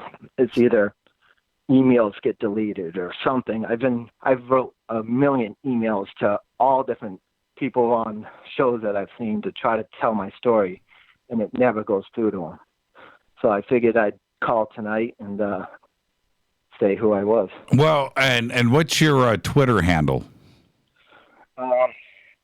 It's just Eddie Enochian. It's just my name. Okay, well, you should just post up. This is what I would do. This is my thing. I would post up on hashtag F2B. Everybody's going to know who you are now, right? Now that we've had this conversation. And, we have, there are literally thousands of Fadernauts out there that you should reach out to that have different specialties and different backgrounds, and join the community. Just come and hang out, and you will find the right path to go down. But once you're out on this show, and everybody knows who you are and has heard your story, this is a wonderful, warm, unbelievable family, Fade to Black. Right. And so just go and do that, and I'll retweet you right now, and just post up, and I'll see it, and then we'll take things to the next level for you, man. But the first step is this phone call. Very interesting. Very interesting. I'm not going to lie. I keep a loaded gun beside me because I never know when somebody's going to be knocking on my door because I'm saying too much. But I have my firearms license.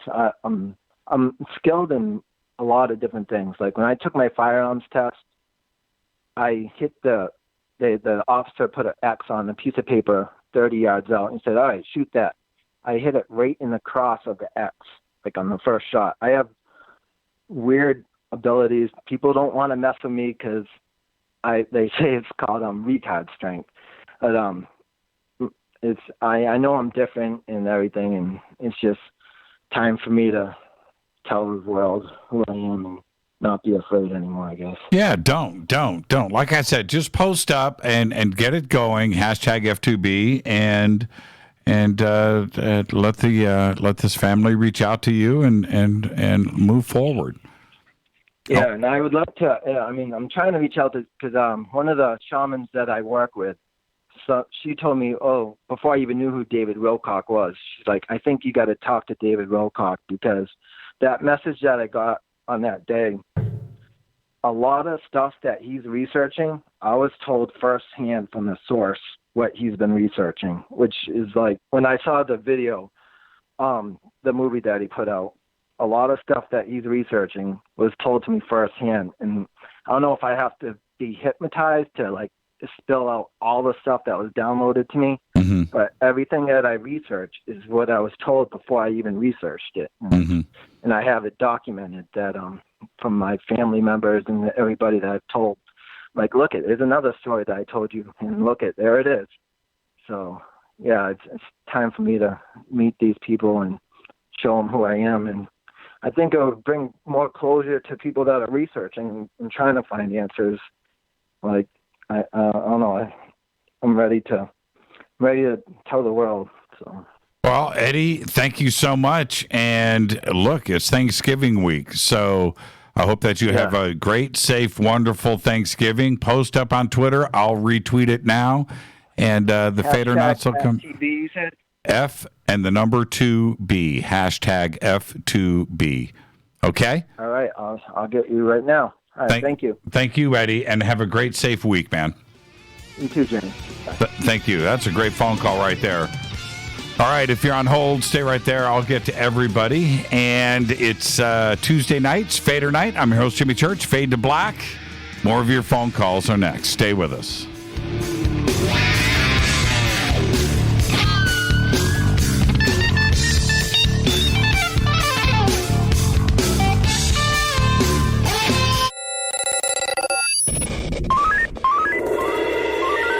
Way out here, we listen to Jimmy Church.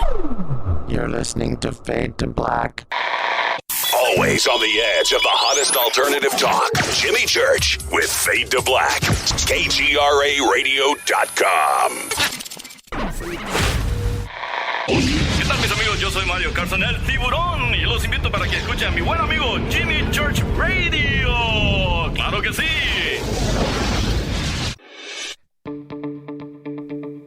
Hurricanes, earthquakes, wildfires. This year we've experienced more than our fair share.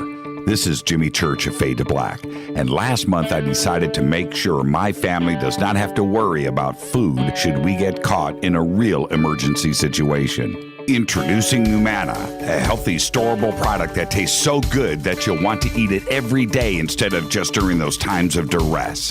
All Numana products have a 25-year shelf life, are MSG and GMO-free, no preservatives, and are made in America. With the Numana pack in your home, you'll be able to sleep at night knowing that you've protected your family. Not only have I tasted and tested, I own it. Now you can too.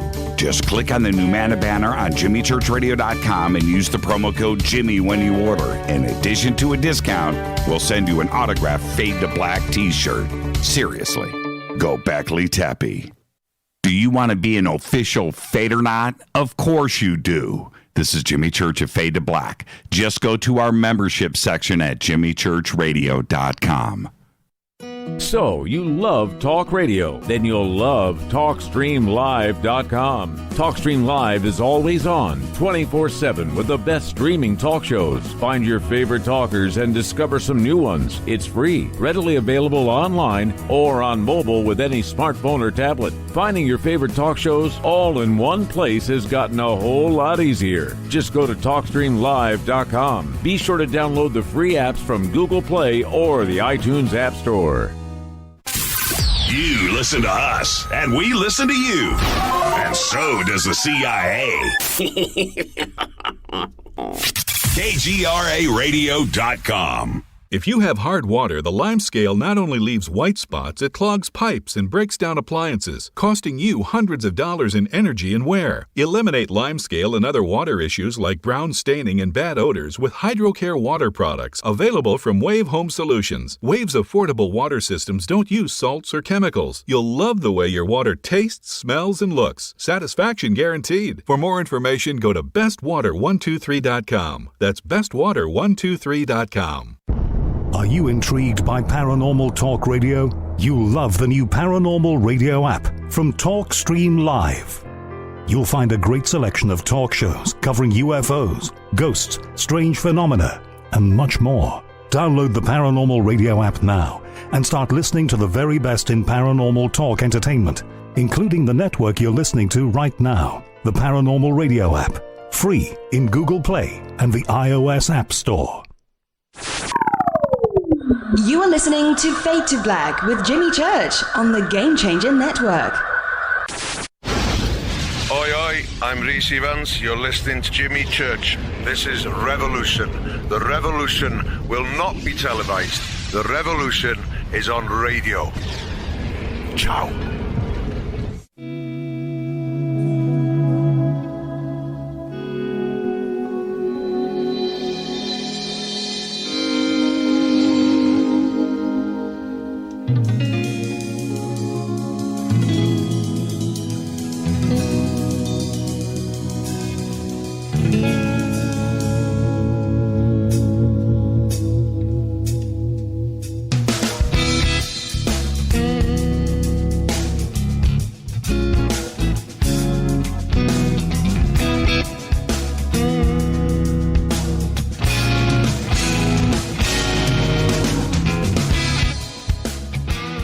Welcome back.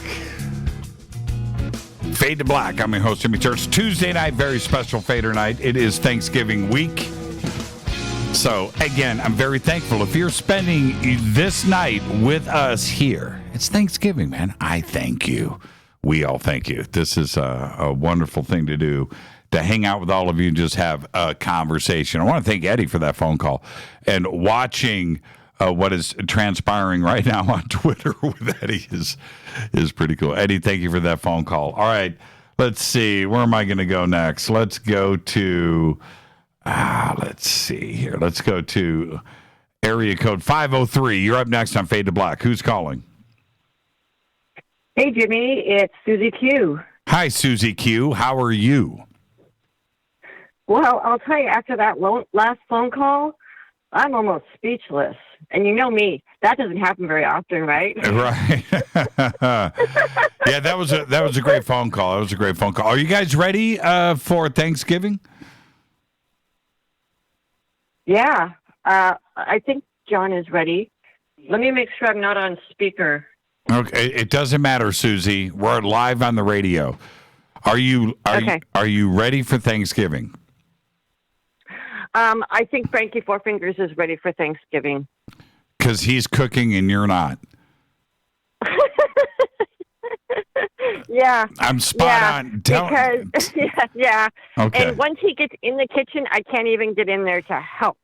Well, right. He's like moving at breakneck speed, and I can't even get in there. I just get in his way. So I just set the table and, putter around. No. And clean up the mess. And clean up the mess afterwards. Do you guys do a normal Thanksgiving dinner? Yeah, we're pretty plain Jane. What are we having, Frankie? Frankie's here. Okay. Susie, we're live on the radio. Forget Frankie. I'm talking to you. I'm talking to you. Right here. I don't care about Frankie. I don't care about Frankie. I don't care about Frankie. Okay. So what? But what do you guys have? One strange dish on the table? No. Everything's just normal? I know, right? So I like when it comes to Thanksgiving, I already laid it out at the beginning of the show, Susie. I don't want anything strange. I want turkey. I want cranberries. I want mashed potatoes. I want my green bean casserole. And I want my and those stuffing. Are all things that are on your diet, right? And gravy. Yes, extra gravy, of course. And that's it's. So now the only thing that we sometimes do different, if we have people over, like a lot of people, I'll make bread dumplings, the old-fashioned German way. Love bread dumplings. Yeah, I'm with you on that. And sometimes, a good mac and cheese is cool. I get that. What about dessert? Are you guys just doing a pumpkin pie? Yeah, pumpkin pie sounds good. Well, what are you doing? John likes the pecan pie. Oh, pecan pie. Usually, okay. Yeah, pecan pie too, or... Yeah, that's good too. Okay. What are you guys going to have for dessert? I don't think we got a dessert. Wait a minute. Are you telling me Frankie Four Fingers bakes a pie too? No, he's not baking a pie. That's pretty funny. Oh, man. No. All right. So what else is going on? So what else is going on? So I just finished my training with Holly Marie of Earth Songs Healing. Yes. Earth Song Healings. I wanted to get that right because I want to give her a shout out. And I have to tell you, oh my God, she's flipping amazing. Amazing. The knowledge that she has to share with people is just incredible. And literally the last month or so since I finished the training, I've been literally in rest and recuperate mode, just processing all of that and putting it all together in my head. And now I've put up a Facebook page, a website, publishing articles on Unstellar, and I've got this burst of energy of I got to get some shit done. Well, I didn't say that on live. That's okay. That's radio, okay. That's okay. But I got an email from Holly today about you. You want me to tell you what it said? Yeah. Okay. It said that she was so happy and that giving you the certificate of completion, it meant so much to her and that you did really great. But then she's wondering how she's got to tell you about the next phase. And she asked my advice. And the next phase...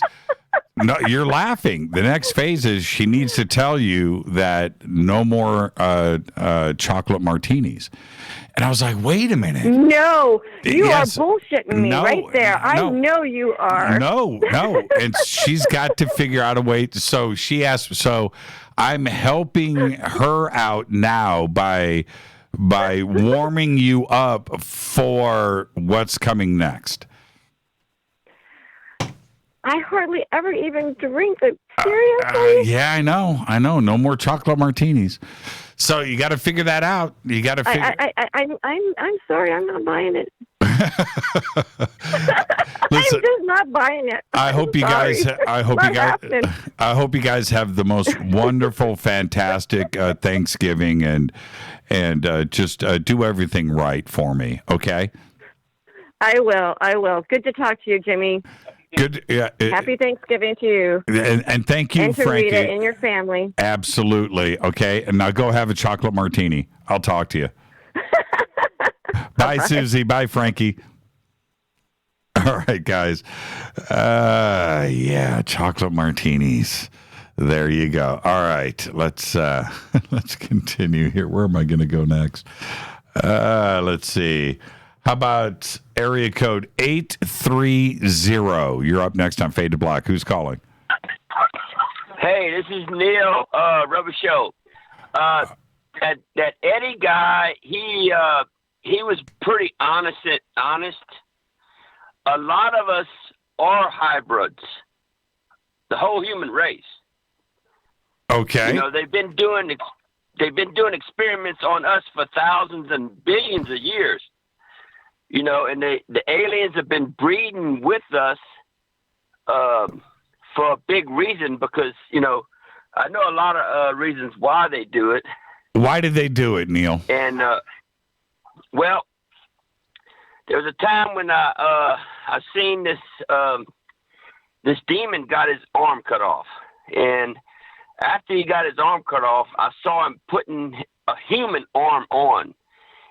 And in something to do with the human body, it reconnects it like, you know, really fast. See, we're like he was saying, he's a healer.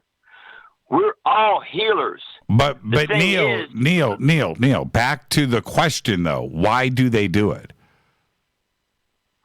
They taking out they using our body parts and stuff. And I'm gonna give an example.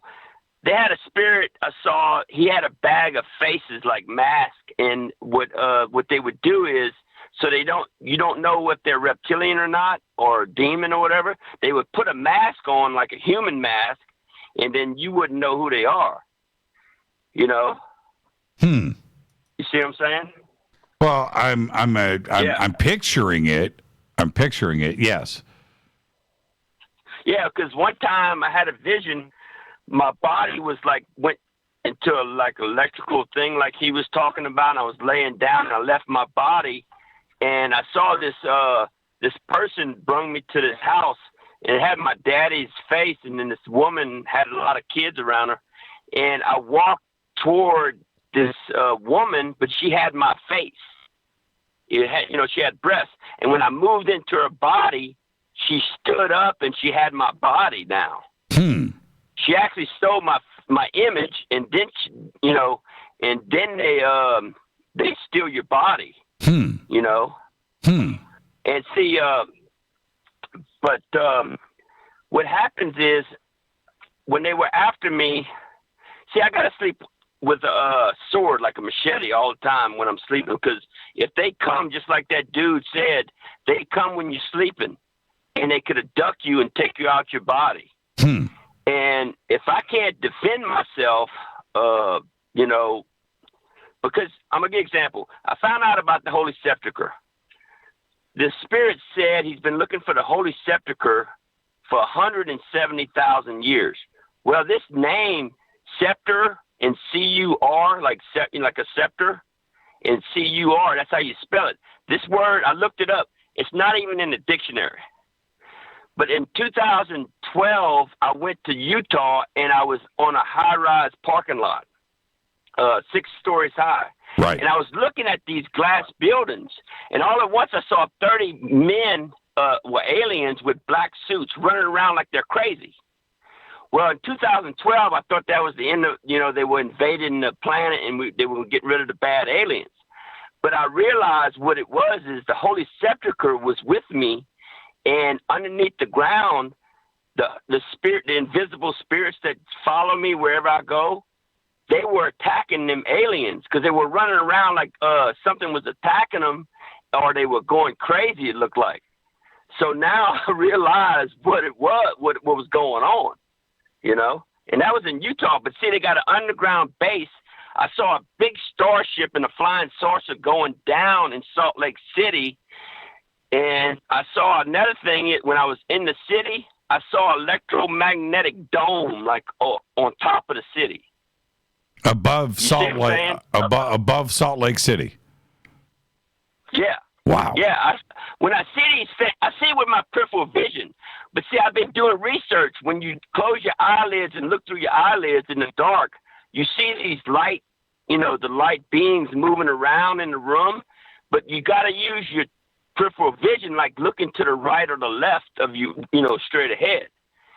And that's my research I've been doing. That's why I could see so good. Yeah, see? I do that too. Yeah, I do that too. Well, Neil, do me a favor. Yeah. Have a wonderful, beautiful, perfect Thanksgiving. Will you do that for me? Oh, yeah. I like to get in touch with that Eddie guy too, and we need to get some, more people like us to get together. Yeah, absolutely, man. And reach out to him on Twitter, man. Go do it right now. Yeah, that's what I've been doing. I just got on Twitter and I started publishing my stuff.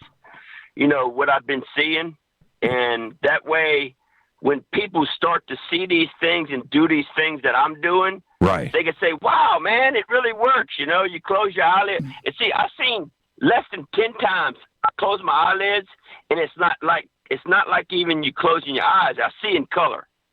There was times I closed my eyes, and I could see perfectly, But that's your third eye, Right. That's working, right? So, but Neil, I want to teach people how to do it. Neil, have a great, amazing Thanksgiving. Okay? Thank you so much, my friend. Thank you. That's and that kind of research, there's something to it. And Neil is posting up there on Twitter, and he's posting up there now. And there's something to it. That really is. Let's see. Let's go to area code. What is that? 801. You're up next on Fade to Black. Who's calling? Hi, is this Jimmy Church? Yes, it is. Hi, this is Jeff from Salt Lake City. Hi, Jeff from Salt Lake City. So you guys have underground bases there, according to Neil. Yeah, so the thing is with Salt Lake City, right? He's not entirely wrong. I've been living in Salt Lake City for about 18 years now, and I live in a small town called Magna.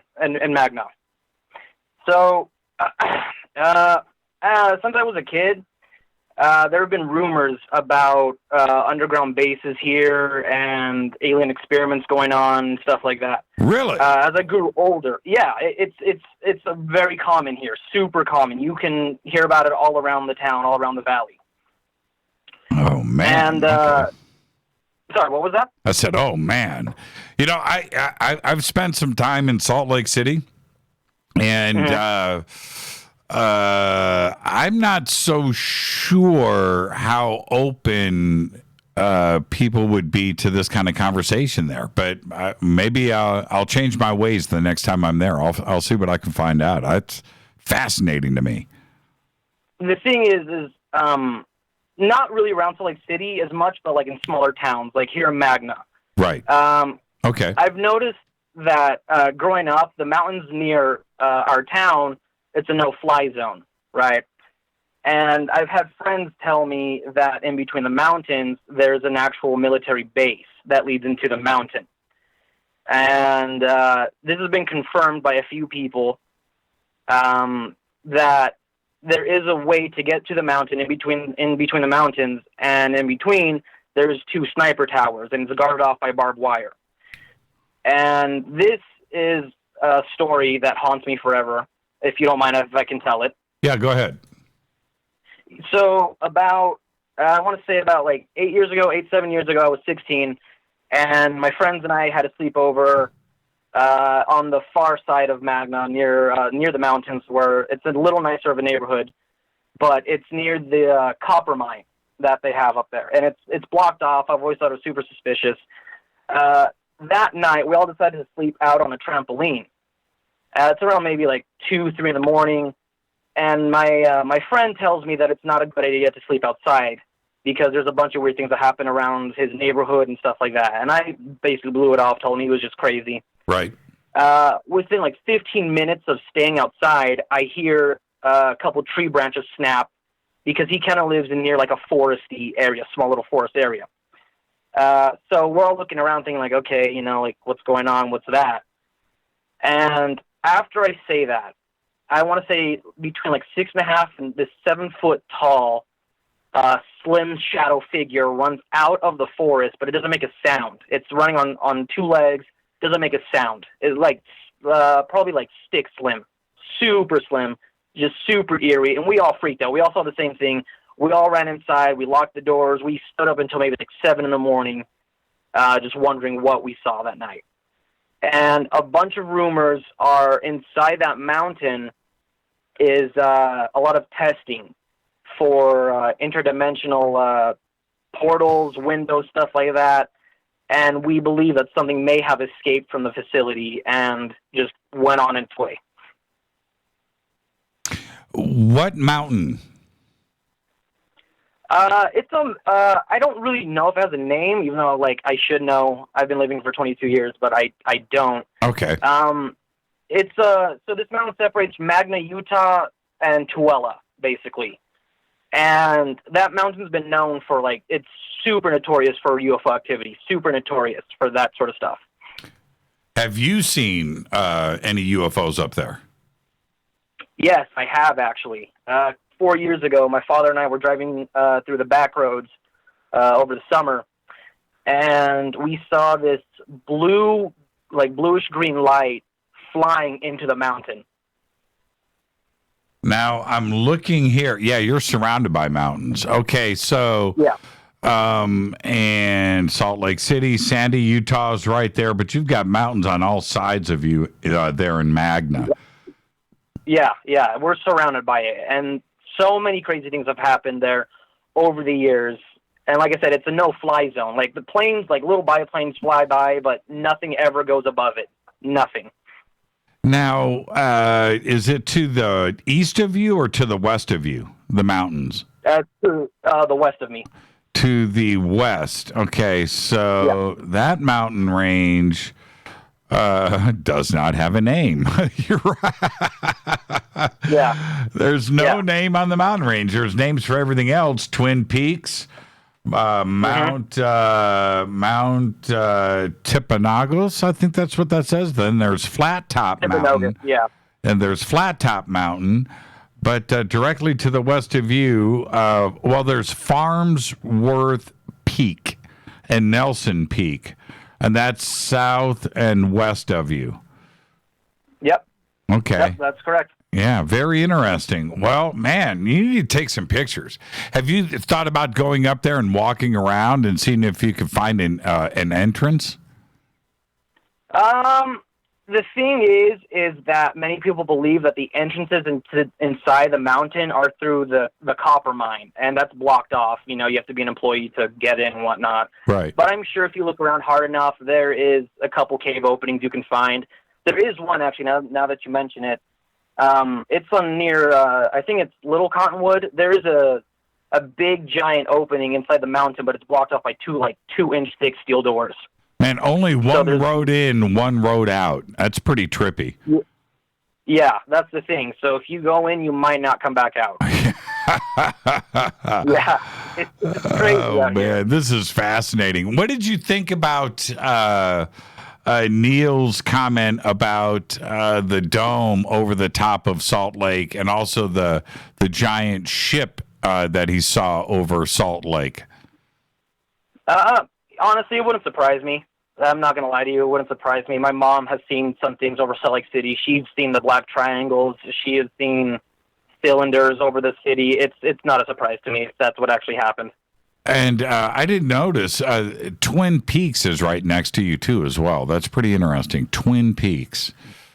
Yeah. Yeah, very, very, very interesting. Well, thank you for the phone call. What's your name? Jeff.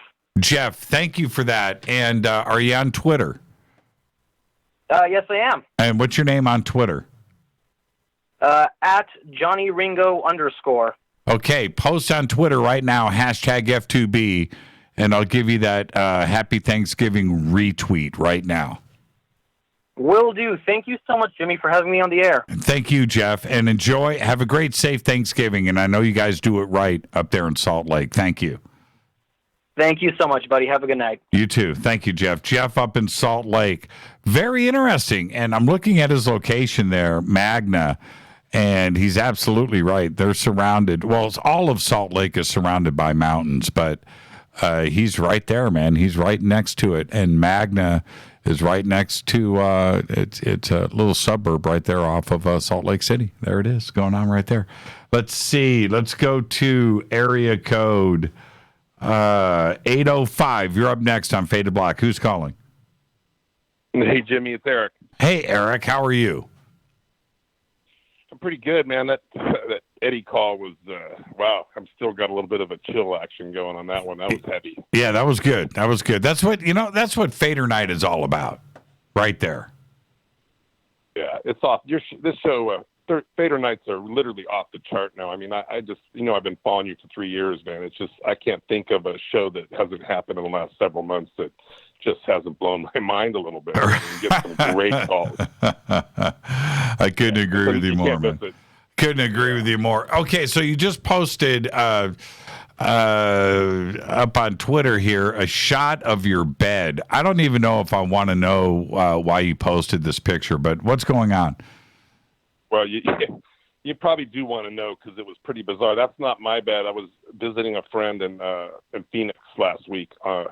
So I was at that StarWorks conference out there in Laughlin, Nevada, and on the way back, I went to Sedona to go visit Suzanne Ross, and then Clifford Mahooty lives over there in Camp Verde, so I called him up and went over and spent about 4 hours at his house, and wow, that was quite a fun time, just telling stories and stuff. But anyway, so on the way back from Arizona heading back home, I stopped in Phoenix and visited with a friend of mine and her boyfriend that lives in this house right here. You see that picture, that table right there in the living room where it's got that little TV on it? Mm-hmm. Okay, so It's just two stories. The last, and I'll make them brief, but this was pretty wild. So we were hanging out, having some wine and just telling stories. And I'd never met her boyfriend before. The guy's about 30 years old. I can't really say his name. I haven't been given permission, but his aunt just recently retired from NASA for 45 years. And they bought a house in,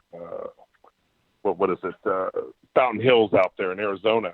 And so his aunt and his uncle, who also apparently works for the government, but he didn't say what type of position he had with the government. But we're just sharing stories, and he's telling me the story about recently they were at their housewarming party, and the guy was curious. He said to his uncle, do we have a secret space program? And the uncle says, yes, we do have a secret space program. And so I thought that was pretty interesting, being that his wife just retired from NASA after 45 years, and here he is telling this guy, that there's a secret space program. So anyway, I thought that was kind of cool. And then we stayed up to about midnight. I went to bed about 12:30.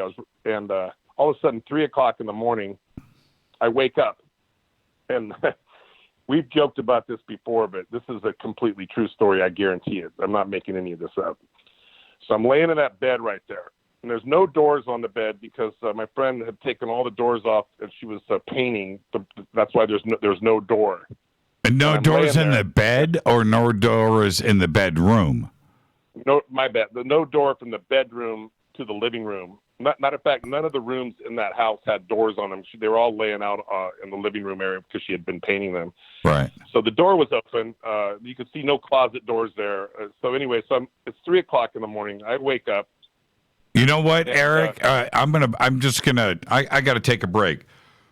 Let's do that now, and I can tell that this is going to take some more time. So let's just take a break right here, and we'll pick this up on the back half. This is Fade to Black. It is Tuesday night, Fader Night, the very special Thanksgiving edition here on Fade to Black. I'm your host, Jimmy Church. More with Eric, the Awakening Man. I got to hear this after this short break. Stay with us. Hi everybody, this is Rob Halford, the Metal Guard on JimmyChurchRadio.com. This is KGRA Digital Broadcasting Station. Salt Lake City, Utah. Van Buren, Arkansas.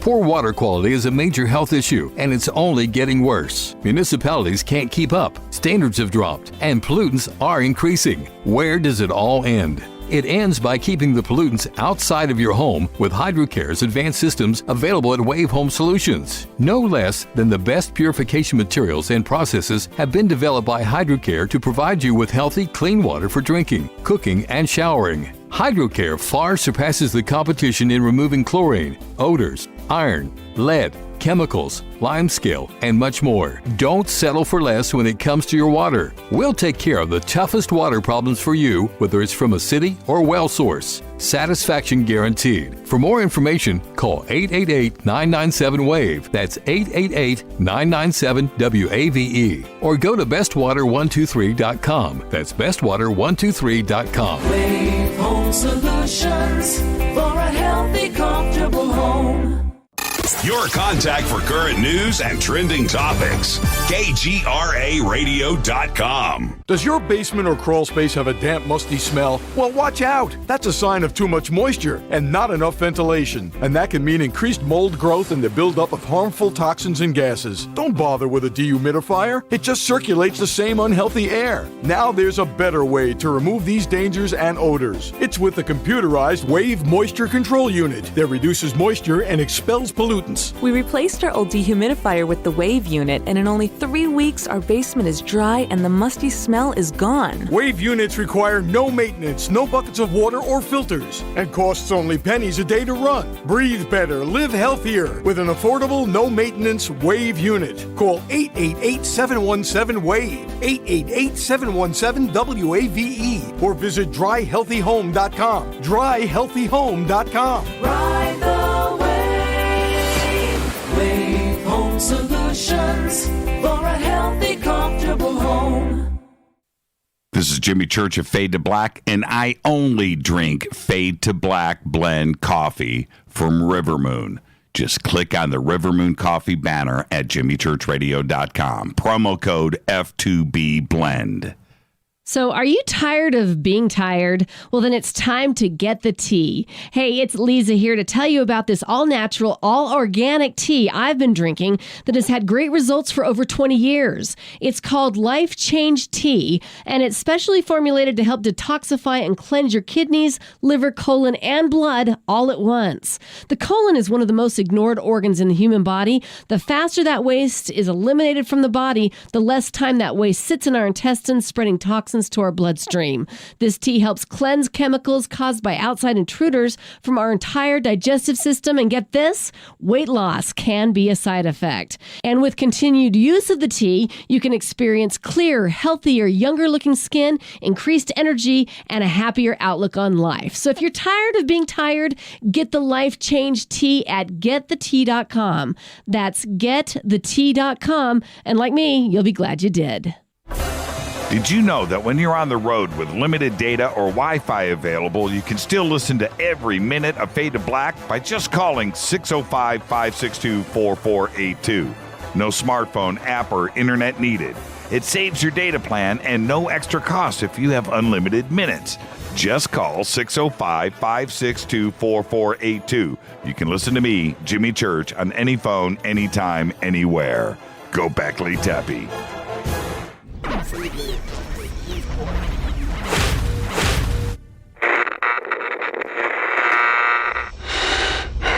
You want to know a secret?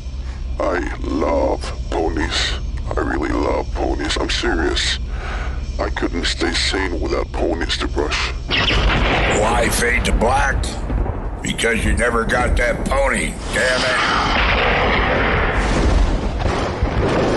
This is Fade to Black with Jimmy Church on the Game Changer Radio Network and KGRA, the Global Radio Alliance.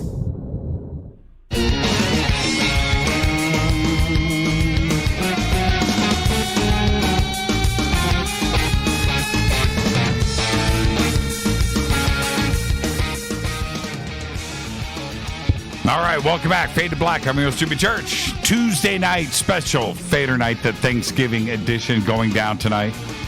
Nothing like sitting around having a chat with all of you. Okay, Eric Awakening Man.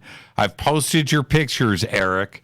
Okay, so we're in the bedroom that's got no doors. What happens? Right. So I wake up. Can you hear the noise in the background, or is it only me hearing it? I'll end it right now. How's this? Boom, done. Okay, go ahead. Turn me down in the background, Church. Okay, so what? Okay, let's go, Eric. I want to know. Okay, all right, I'm going to tell you, for crying out loud. So I wake up. I was exhausted when I went to bed, so I have no idea why I woke up at 3 in the morning. I don't normally wake up at 3 in the morning. And there's these lights coming through the doorway. And this is that was so bizarre was the doorway's about 7 feet tall, and these were not, they were vertical lights that were going up and down, that were at least 7 to 8 feet, and they were coming from the living room, where I'm just going to guess it was from the area where that table was, but there was nothing on in that room. There was no TV on, there was no radio on. Everybody was asleep, and these lights were coming through the doorway, vertical up and down. And they were blinking in like a strobe light, off and on. And there was, I would say, a row of anywhere from 3 to 5. It would go 3, 4, 5, 3, 4, 5, up and down vertical, blink, blink, blink. And I'm looking at these things, and I'm trying to figure out, well, what the heck is this, and why? I'm trying to figure out what could possibly be creating these lights that are coming through this doorway. And my phone was sitting right there on the bed with me. And the first thought was, I need to video this, and for some reason I didn't do it, and I just, it was almost like I was frozen. I wasn't. I thought no one's going to believe that I'm seeing these strange lights coming through the store. I need to video this, and so I didn't videotape them. People think, well, why did you take a picture? And so this went on for about 5 minutes, and then it stopped, and nothing happened, but. Ever since that evening, I have not felt really, I don't know if anything happened. I just know that I have not felt the same. I've not felt my normal self. I've been very tired. I felt extremely lethargic and very exhausted the next day. And I've had this sort of thing in my stomach. It's not like I'm sick, but it's like that feeling you get right before you're going to start to get sick. It's just this kind of weird, achy feeling in my stomach. So I left the next morning and I called up my friend. I says, look, I said, this happened last night. These lights were coming through the door. And I don't know, have you ever heard of this? Is anything like this? I was trying to quiz her on figuring out what was going on. She said, well, the house is 100 years old. And, you know, we have had ghost activity in that house. We didn't talk about it that night. We're at the house. So there's no real climax to the story except that, so on the way home, I stopped I drove through Highway 40, took Kelbecker Road over to the opposite direction of where I saw that orb several months ago. I went the other way over the mountain through the desert to 29 Palms Highway. And I wanted to call you last week when that guy was talking about, that military guy was talking about the stuff going on out in 29 Palms, but I couldn't get through. But anyway, so I'm driving down 29 Palms Highway. This is the next day, and it was about 5 o'clock. It was still light out. And about a block down the road from where the street light was, just before you get to Joshua Tree, up about 100 yards up, this light started to kind of emerge out of the sky. And I thought to myself, I looked kind of like it might have been a bird or a plane. I couldn't tell really. I didn't really think that it was anything. But then it started to get bigger, and what was strange about it is it was kind of vertical, rectangular. It wasn't a saucer. It wasn't an orb. It looked really strange. It was just kind of emerging in the sky, and it lasted. I mean, that again lasted only 5 seconds. There were other cars driving up and down the street. I'm sure other people saw it, but it happened so quick and it was gone. So I don't know. I just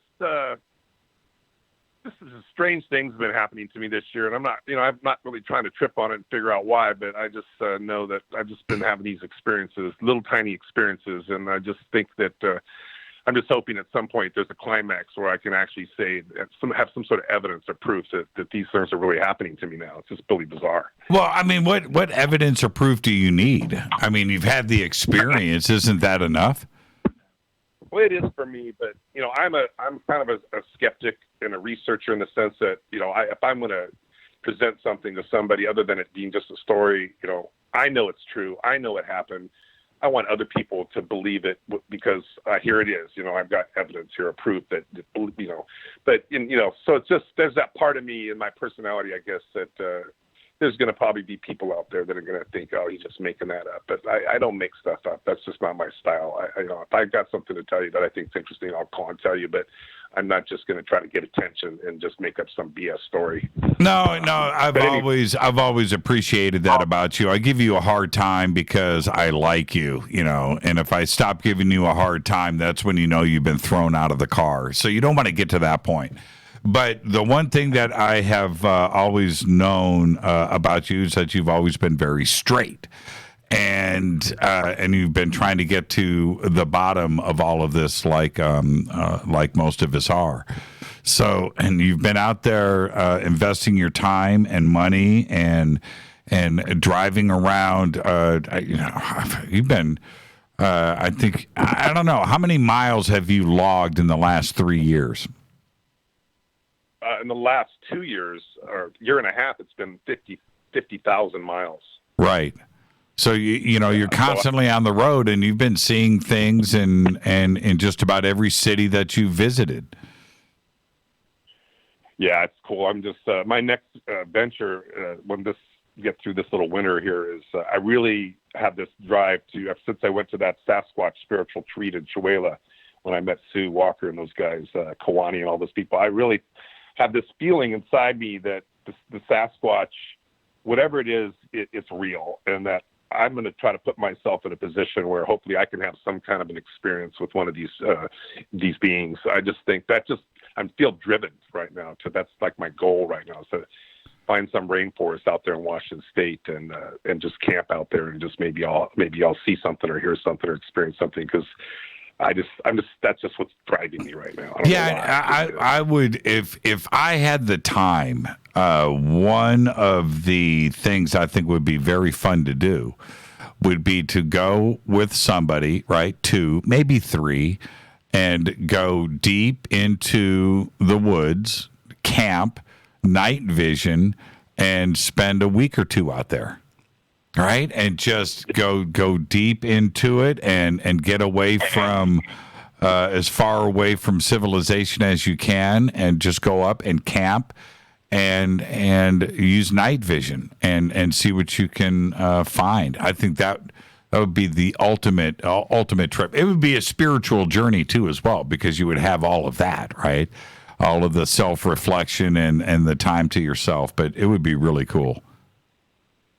Yeah, so another reason why I went out to Laughlin is I bought this van conversion, so that I was thinking about putting a camper on my truck and camp, but I've got this van conversion, so I can, if I go into these areas, I could just sleep in the van, and I'll bring a generator along, and I don't know, I'm excited. I'm looking forward to every day is exciting, but I'm just looking forward to one day hopefully having some sort of experience that's kind of takes me to another level. That would be kind of cool, I think. Yeah, absolutely. I'm totally down for that. Totally down for it. I don't know if Rita would let me do it, but I would go.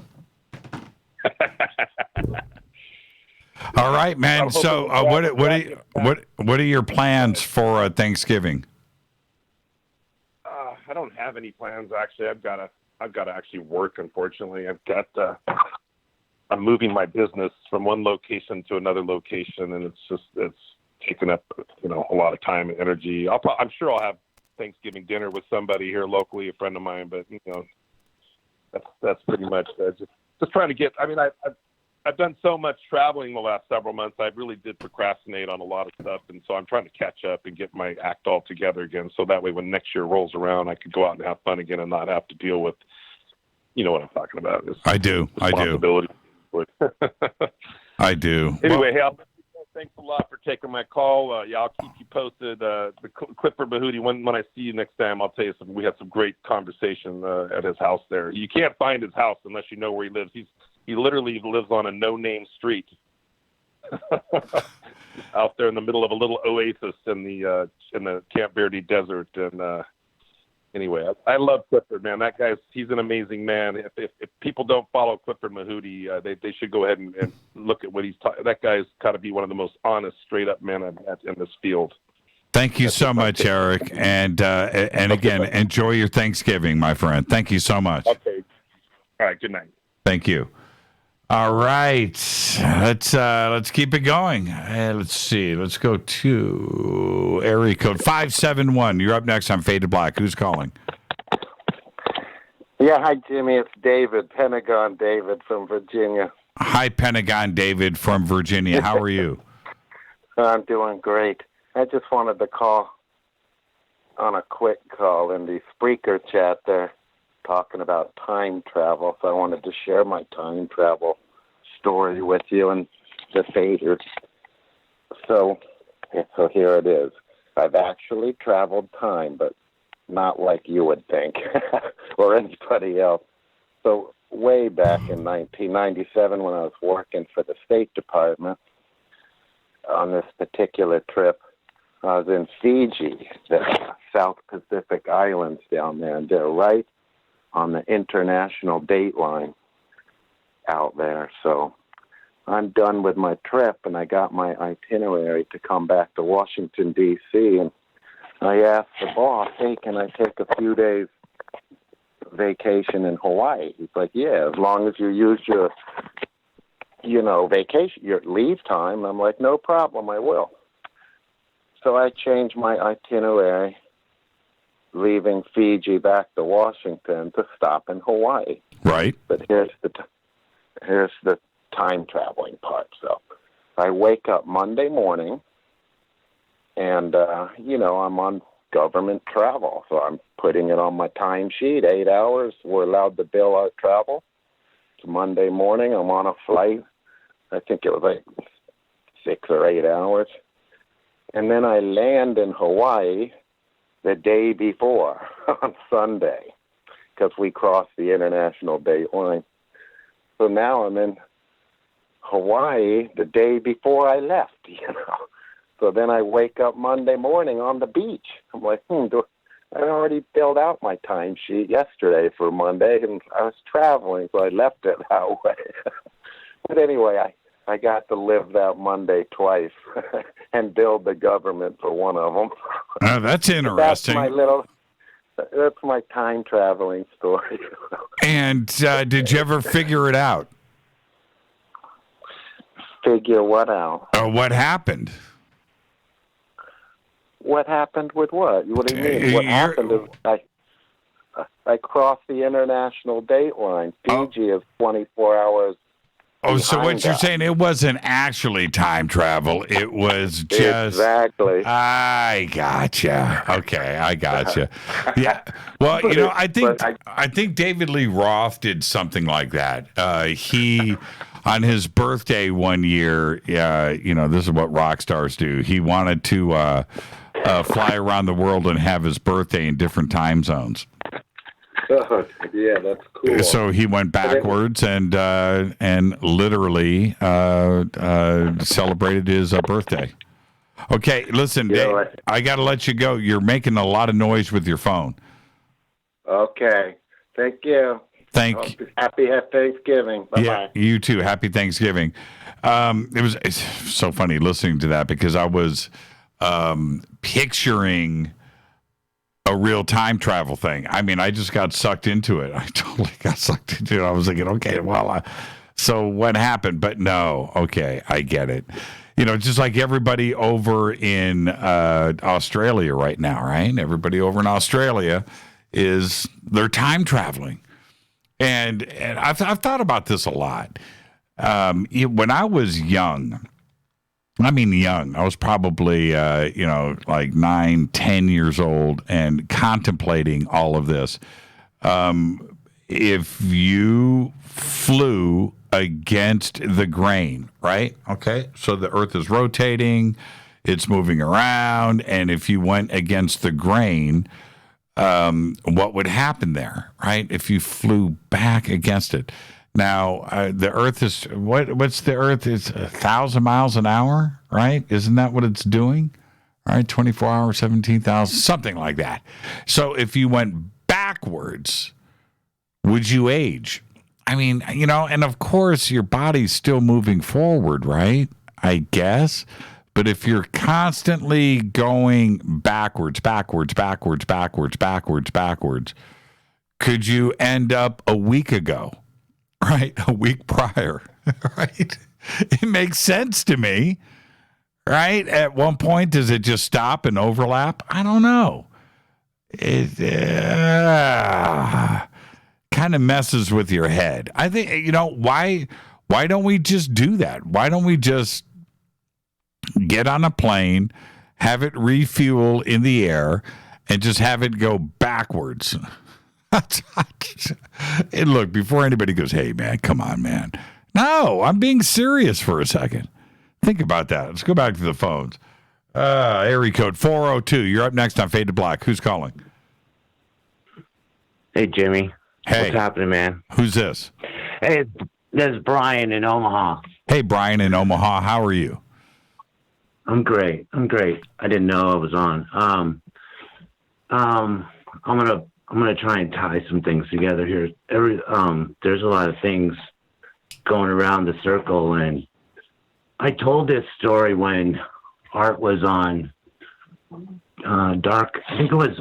I don't remember if it was Dark Matter or Midnight in the Desert, but there was I'm gonna say it was 2010.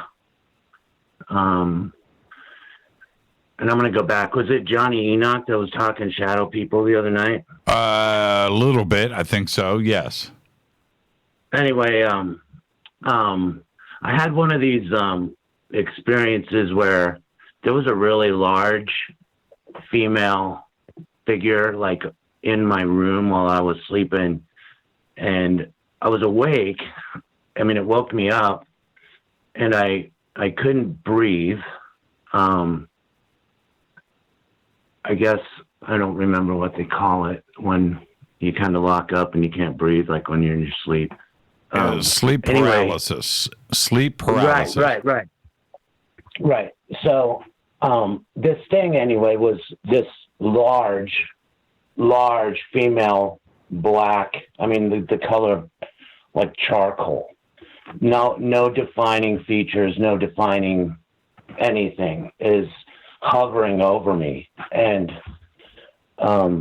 it's holding this black cube, this square black cube in front of my face, and it's smiling. She's smiling, and she blows on it, and it is turning to dust, and it's going up my nostrils. And I'm just locked up. I can't breathe. I'm like, okay. Listen, Brian, stop moving around. Okay, stay still. Okay. It's really, really loud. Okay, stay still. Sorry. Take a deep breath. Stay still. Okay, so she has a cube. Yeah. She blows on it. Turns to dust. Okay. It's going up my nostrils, and when that's done, she's laughing, but there's no sound. There's zero sound. I can't hear her. She's talking, but I can't hear anything. It's just silent. Anyway, I woke when I kind of came out of it. I'm leaning up against my bed with my hands down on the mattress, just fully locked up. And I didn't really know what that was. I mean, I wasn't scared. I couldn't breathe, so that was probably the worst of it. But the next day, I'd been working with a practitioner in the area, and I'm outside. It's kind of cold. I gave him this information, and the only thing he asked me was, did it have red eyes? And I said, no, it was all the way. It was just black, and it was huge. I mean, it was, a whole lot of rosy, right over the top of me. That's the only thing that I could really share.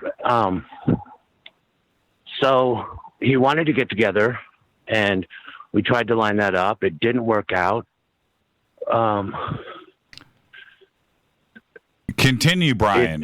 Remember, just remember, you're live on the air right now. Okay. Okay. So,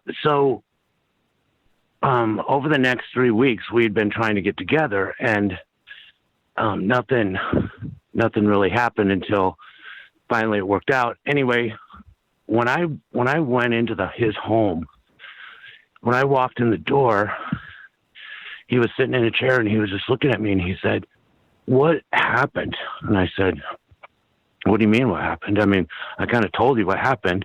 He goes, "No, what's going on?" And I'm like, "Yeah, I don't know. You tell me. You asked me, if everything was okay." And I felt fine. So anyway, he said, "There is a figure wrapped around your neck, and it is hanging off the back of you like a cape."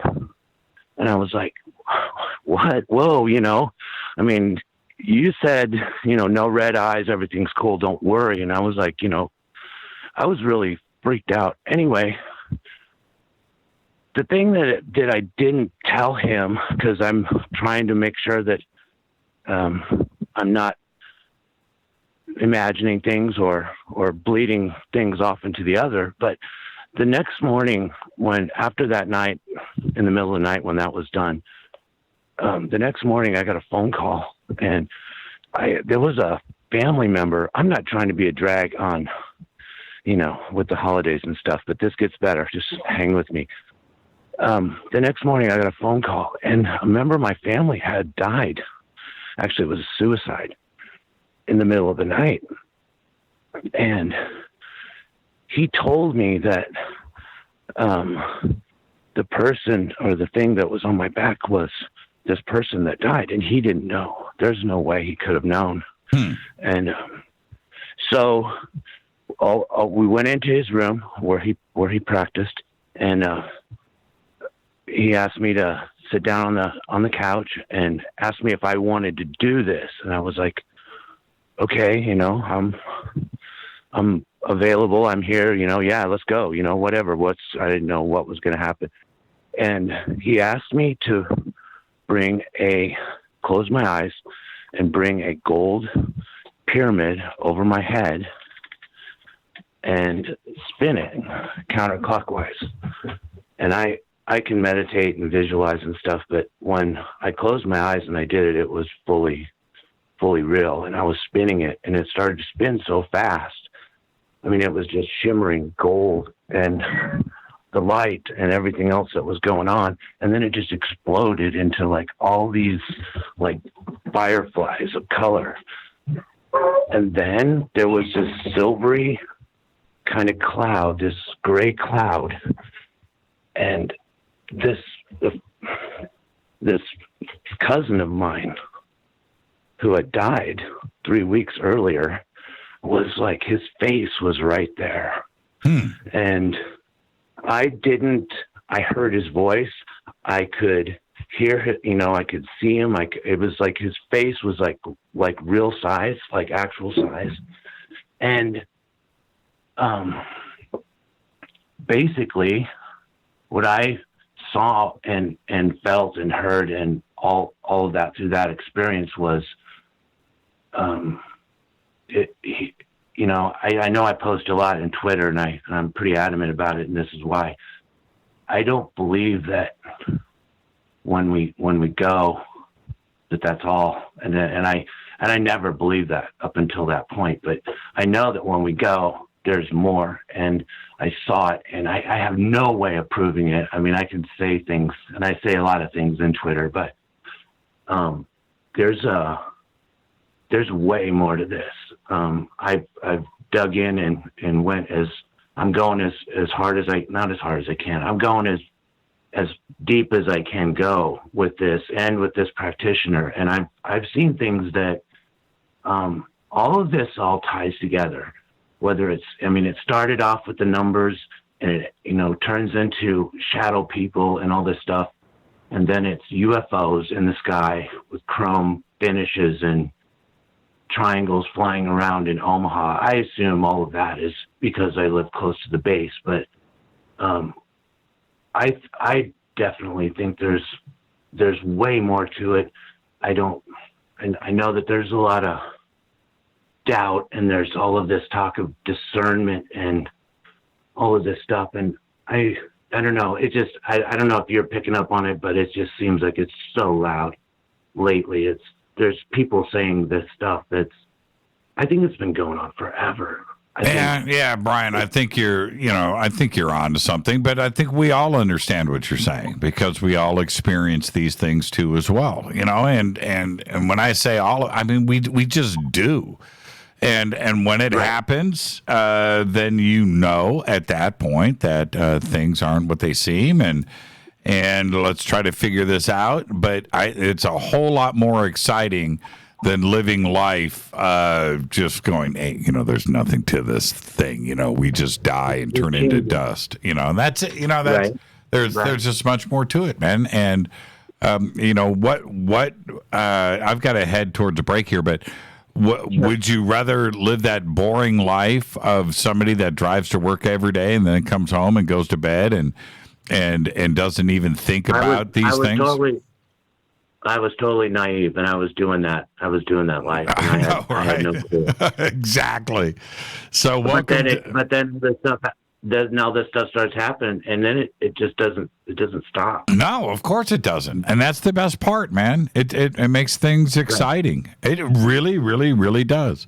So, do me a favor, man. Enjoy your Thanksgiving. It's going to be a great week in front of you. You too, Jimmy. And FADERNIGHT, everybody. I love you guys. Right on, Brian. Thank you so much, my friend.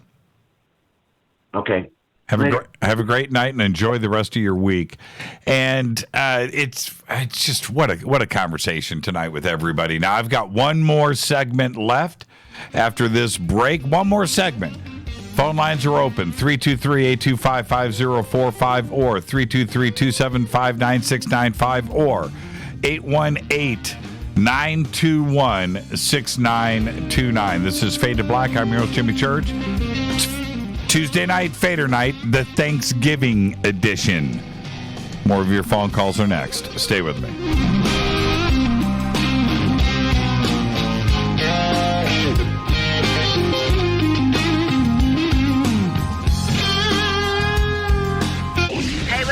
girl Vivica Fox here, and you are listening to my boy, Jimmy Church, on JimmyChurchRadio.com. Despite popular opinion, reading a book will not make you smarter. But listening to Jimmy Church will. Hurricanes, earthquakes, wildfires. This year we've experienced more than our fair share.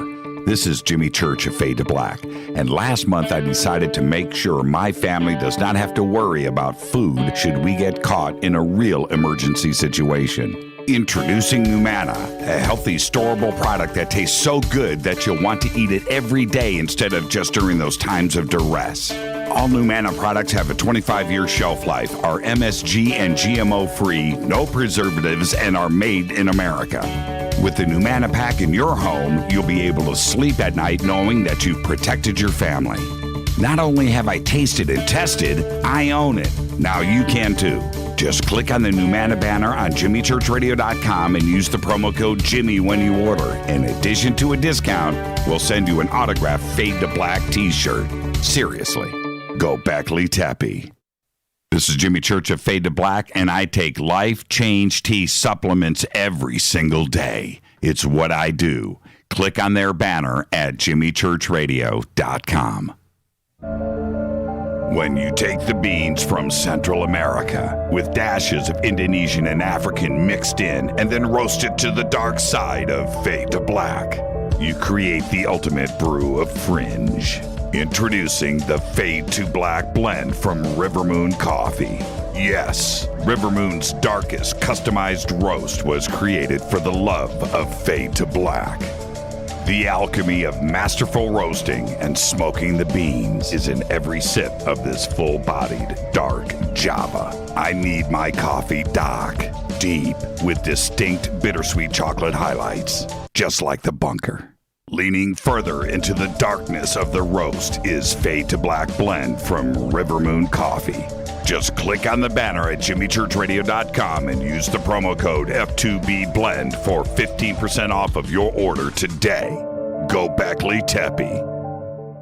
Hi folks, CBD is the home run hitter for health right now. Why, you ask? Because of what it does for the body. Unfortunately, I can't tell you all about the benefit. You know, there's reasons. Do your due diligence and log on to AncientLifeOil.com. That's AncientLifeOil.com. Ancient Life Oil uses organic ingredients and is blended in coconut oil for some of the best benefits. Legal in 50 states and non-psychoactive. Log on to AncientLifeOil.com. That's AncientLifeOil.com.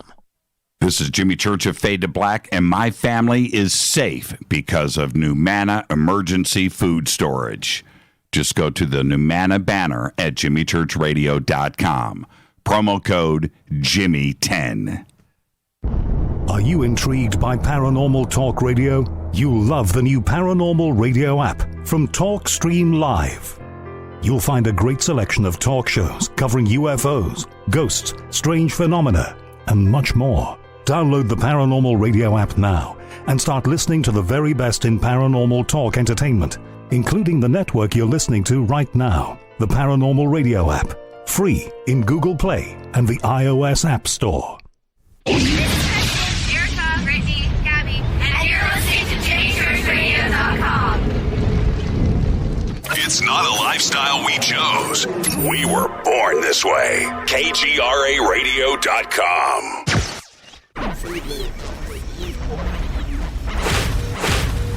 This is KJCR at JimmyChurchRadio.com.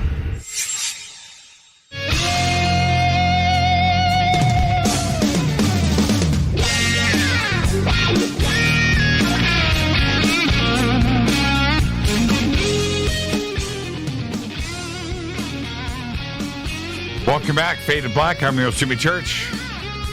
Tuesday night, Fader night. Very special Thanksgiving edition here on Fade to Black. Hanging out with all of you, and then that's it. We're going to take tomorrow and Thursday off, spend it with family, friends. And tomorrow the madness starts. We got to start cooking and getting ready, just like the rest of you. And I've got to deal with a plumber tomorrow, too, as well. Yeah. The regulator went out on our house. All right, let's go to the phones. Hi, you're live on Fade to Black. Turn me down in the background. Hello? You're live. Who? You. Me? Hi. Hi. Who's this? Hi. Oh, my goodness. I'm there? Okay. Cynthia. Hi, Cynthia. Again. Hi, Cynthia. How are you? Hi. I'm doing fine.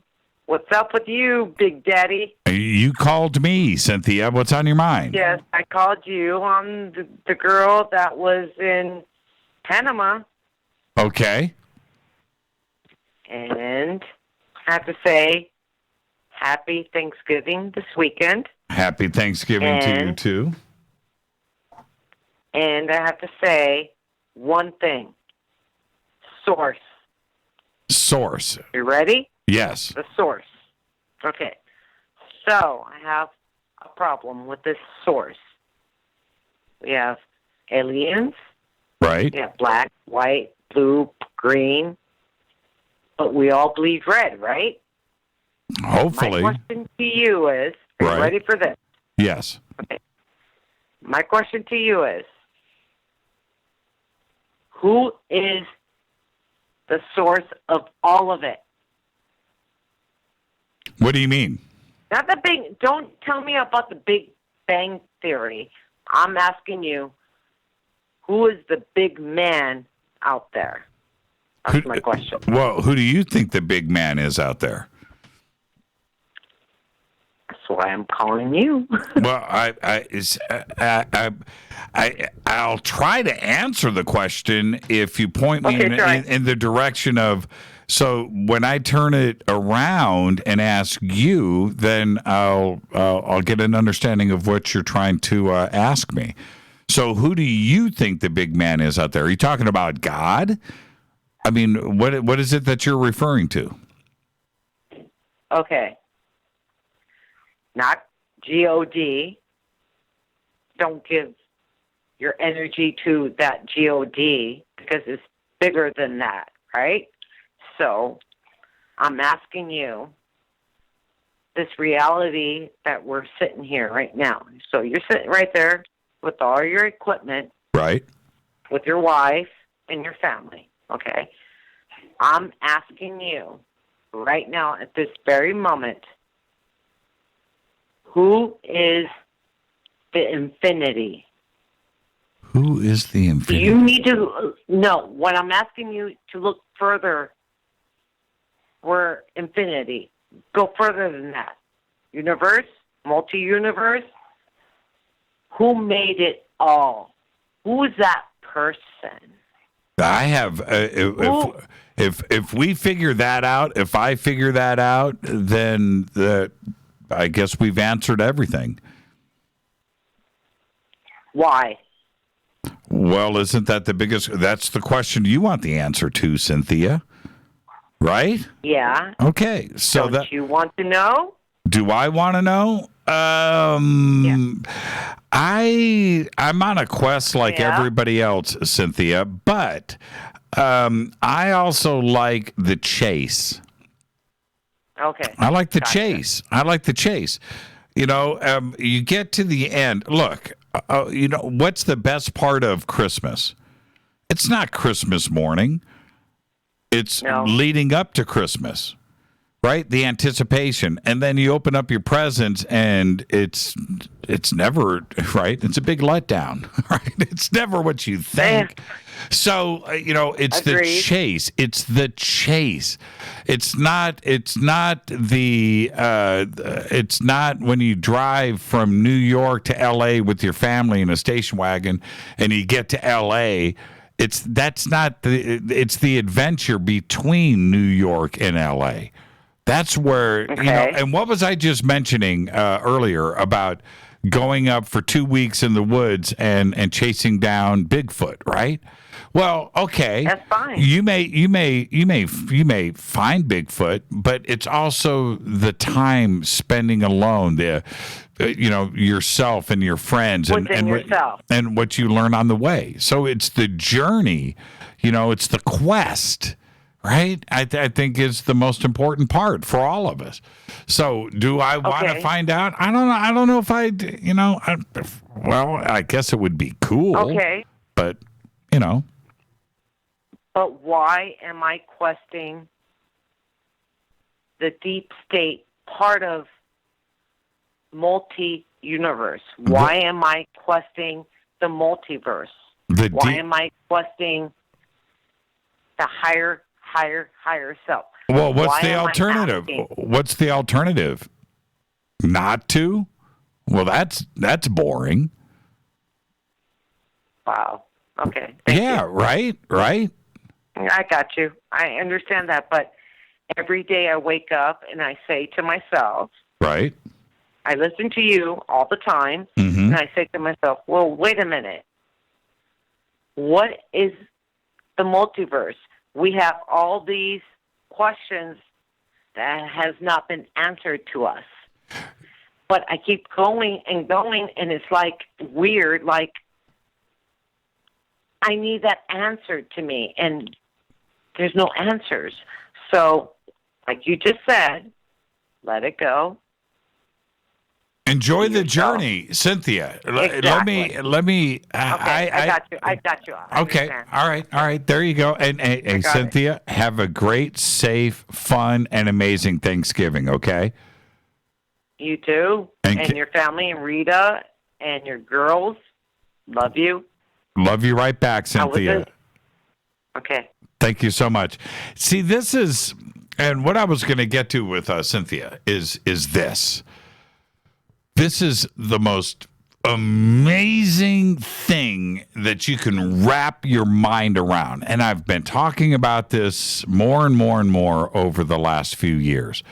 But wrap your mind around this. In the last 10 years, 10 short, little, itty-bitty, tiny little years, we have found out so much about our universe, what is going on out there with dark matter, dark energy, the expansion of the universe, the amount of galaxies and planets and stars and all of it that we are finding out, we don't have any answers for. Physicists, astrophysicists, theoretical physicists, string theorists, all of it, quantum theory, all of it. The more that they discover, and especially in the last 10 years, they don't have answers for anything. And they thought that they were getting a grip. We don't know nothing. So trying to figure out, look, I'm telling you right now, the Big Bang, all of that, going back to the Big Bang, all of that, all of those ideas, and trust me, if you're listening to me right now and you want to dispute, you want to fight, you want to argue with what I'm saying, you are wrong. And it's that everything is just thrown out the window now. All of it. We don't know nothing. Right now, the known universe, when I say the known universe, what we can see, so much of it is expanding so fast and at the speed of light or greater, we can't even see it anymore. It's gone, it's out, it's past, it's disappearing. We don't even know. So the part that we do see, and it is expanding so fast, we didn't even understand this.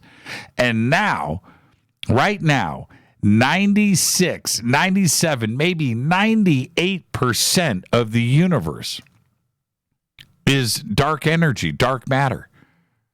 That's it. And we don't even understand the majority of everything that is out there. We don't know. We don't understand gravity. There are 4, 5, 6, 7, 8 forces in this universe right now, and we don't understand any of it down to the nuclear level. Electrons and protons, we don't know nothing. We don't understand quarks. We don't understand any of it. So I have no clue. None. And there isn't a physicist on this planet that understands does not have a clue. All right, with that, let's go back to the phones. I'll stay on that soapbox forever. It's amazing to me how we have gotten here with all of this. Let's go to area code 406. You're up next. Who's calling? Lost that phone call. But we don't understand. We don't understand. It is so funny for me to listen to, and I do this every single night, every single day. You can sit down. One of the things that any of you should do, if you ever get Rita alone, go, how much does Jimmy really listen to physicists? How much does he really study? How much does he? And she's going to go, man, it does not stop. It doesn't stop. Okay? And listening to these physicists talk, argue, throw out their theories, and try to figure out what's going on, it's amazing, because you would think that all of their math, all of the equations, all of the speculations and theories and figuring things out, that they would understand what's going on. The more that they look to the skies, the more that they study gravity, waves, I feel so sorry, so bad. Everything that Einstein presented with relativity gave a basis for all of the physicists to base everything on and to research. One, to either prove or disprove the theory, right? The more that everybody has moved along here, there are certain parts of Einstein that are rock solid, right? Newton too as well, but there's certain things that are rock solid. The rest of it is out. It's out. When you start to get into the quantum side of things, quantum theory and quantum mechanics, string theory, all of the theoretical physics of all of this, and the pure physics and the astrophysics of it, and the pure astronomy too as well, the less that we know. These guys, when string theory really started to grab hold about 10 years ago, when that really started, there are physicists today, and I'm talking about, really, like Lawrence Krauss and Brian Greene. You should go and listen to some of their presentations. Fascinating stuff. And the more that you listen, you find out with each one of these physicists, and I'm talking to you directly right now, Cynthia. You find out with each one of these physicists that in the last 10 years, the last 5 years, they've learned so much that they are now doing exactly what we do here. They're questioning everything. It's like everything that they had learned, all of those equations, all of those late nights, all of the math and trying to make things work where they thought that they were getting close to something, it's all gone now. It's all gone. They are literally trying to figure this out. Now, getting to the questions of, seriously, of just the basics of time, of other dimensions, of the multiverse, the expansion of the universe, dark matter. Okay, this is what's really puzzling. Every positive, there's a negative, right? You've got this basic concept here. Every positive, there's a negative. And we go back to the beginning of everything. And theoretically speaking, wouldn't there have been the creation of both? Right? Everything balanced. But when antimatter and matter touch, they annihilate themselves. Right? Okay. And this is pretty accepted, right? Well, then how are we here? How are we here? How is it possible? Is there a dark matter, antimatter cloud out there? Right? That could just wipe out everything as it moves throughout the universe, throughout space? How are we here if that is indeed the case? So then you back it up, and now this is where the physicists go, well, maybe there was just one extra particle of matter. And as the seconds clicked by, it just overtook. And it was just a little bit more, just that little bit. And as everything was created, it overpowered everything. Antimatter and matter still eliminated themselves, but there was enough matter left over to create everything. Right? Does that make sense? I don't know. Right? But I can tell you right now, physicists, theoretical physicists, astrophysicists, they don't know. They're trying to figure this stuff out. And now that we know, with the expansion of the universe right now, and with the dark energy, which we can't see, we can't measure it, we can't photograph it, but we know that this has to be there because of the expansion of the universe, and it is increasing in speed. It's a mind-blowing concept. And eventually, a billion years from now, 2 billion years from now, we quite simply, the universe will expand to the point where there's going to be nothing around us.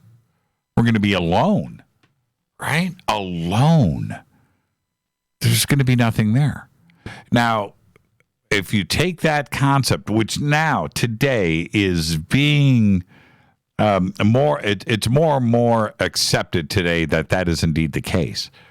It was just 20 short years ago, 30 short years ago that we thought that it was going to expand and then gravity was going to take over and suck it all back together and repeat the Big Bang. And that was, that was like accepted. That's what everybody, it makes sense.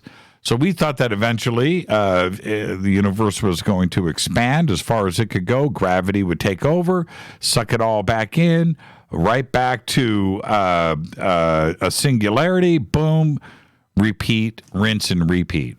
And that isn't the case now. That time, it may not reverse back on itself. That time is actually a one-way street.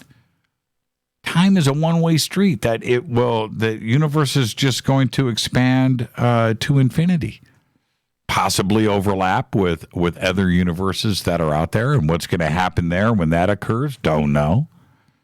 But these are the things, Cynthia. So when I sit and contemplate this, the creator, right? I have no idea. I don't. What my gut feeling is that everything is so old with our universe, so old, and there was something before us too as well, so old that there is an accumulation of knowledge that goes back forever. And forever is a long time. When I say forever, I mean without end. So the accumulation of knowledge, it's out there and it does exist. It has to. Is it expanding or is it just there? I'm not sure I understand the question. Is it expanding or is it just there? Certainly, Big Bang Theory. What was that? Hold on. Big Bang Theory, evolution theory, none proven. Big Bang Theory, evolution theory. Yeah. I would say that is correct. There are some out there that, what's really funny, when I started discussing some of these ideas, probably 3 years ago, maybe 4 years ago, when I started to touch upon this, I started to get a lot of email from anthropologists and archaeologists and evolution people out there and physicists that were arguing with me. They leave me alone now. They leave me alone. I think that with a lot of the professional academics out there, where they are taught a certain thing in school, and they go and they live their lives, and you're established. And I understand that, right? You're set in your ways. But after listening to a show like this, why are they listening? Well, they're listening because they're wondering, right? They're starting to question things, and somehow they stumble upon this show.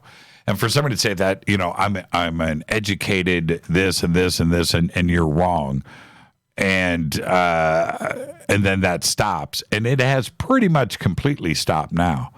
I'm not a professional academic. Okay, what I do is research, and I've researched enough of it now to find out, hearing from, a wide range of people out there at the tops of science, that they are starting to find out that they just don't know. And I love it. Scientists and philosophers getting, that's the other part of this that I find interesting. Thank you for actually pointing that out. That's from Eric Stitt, the artist.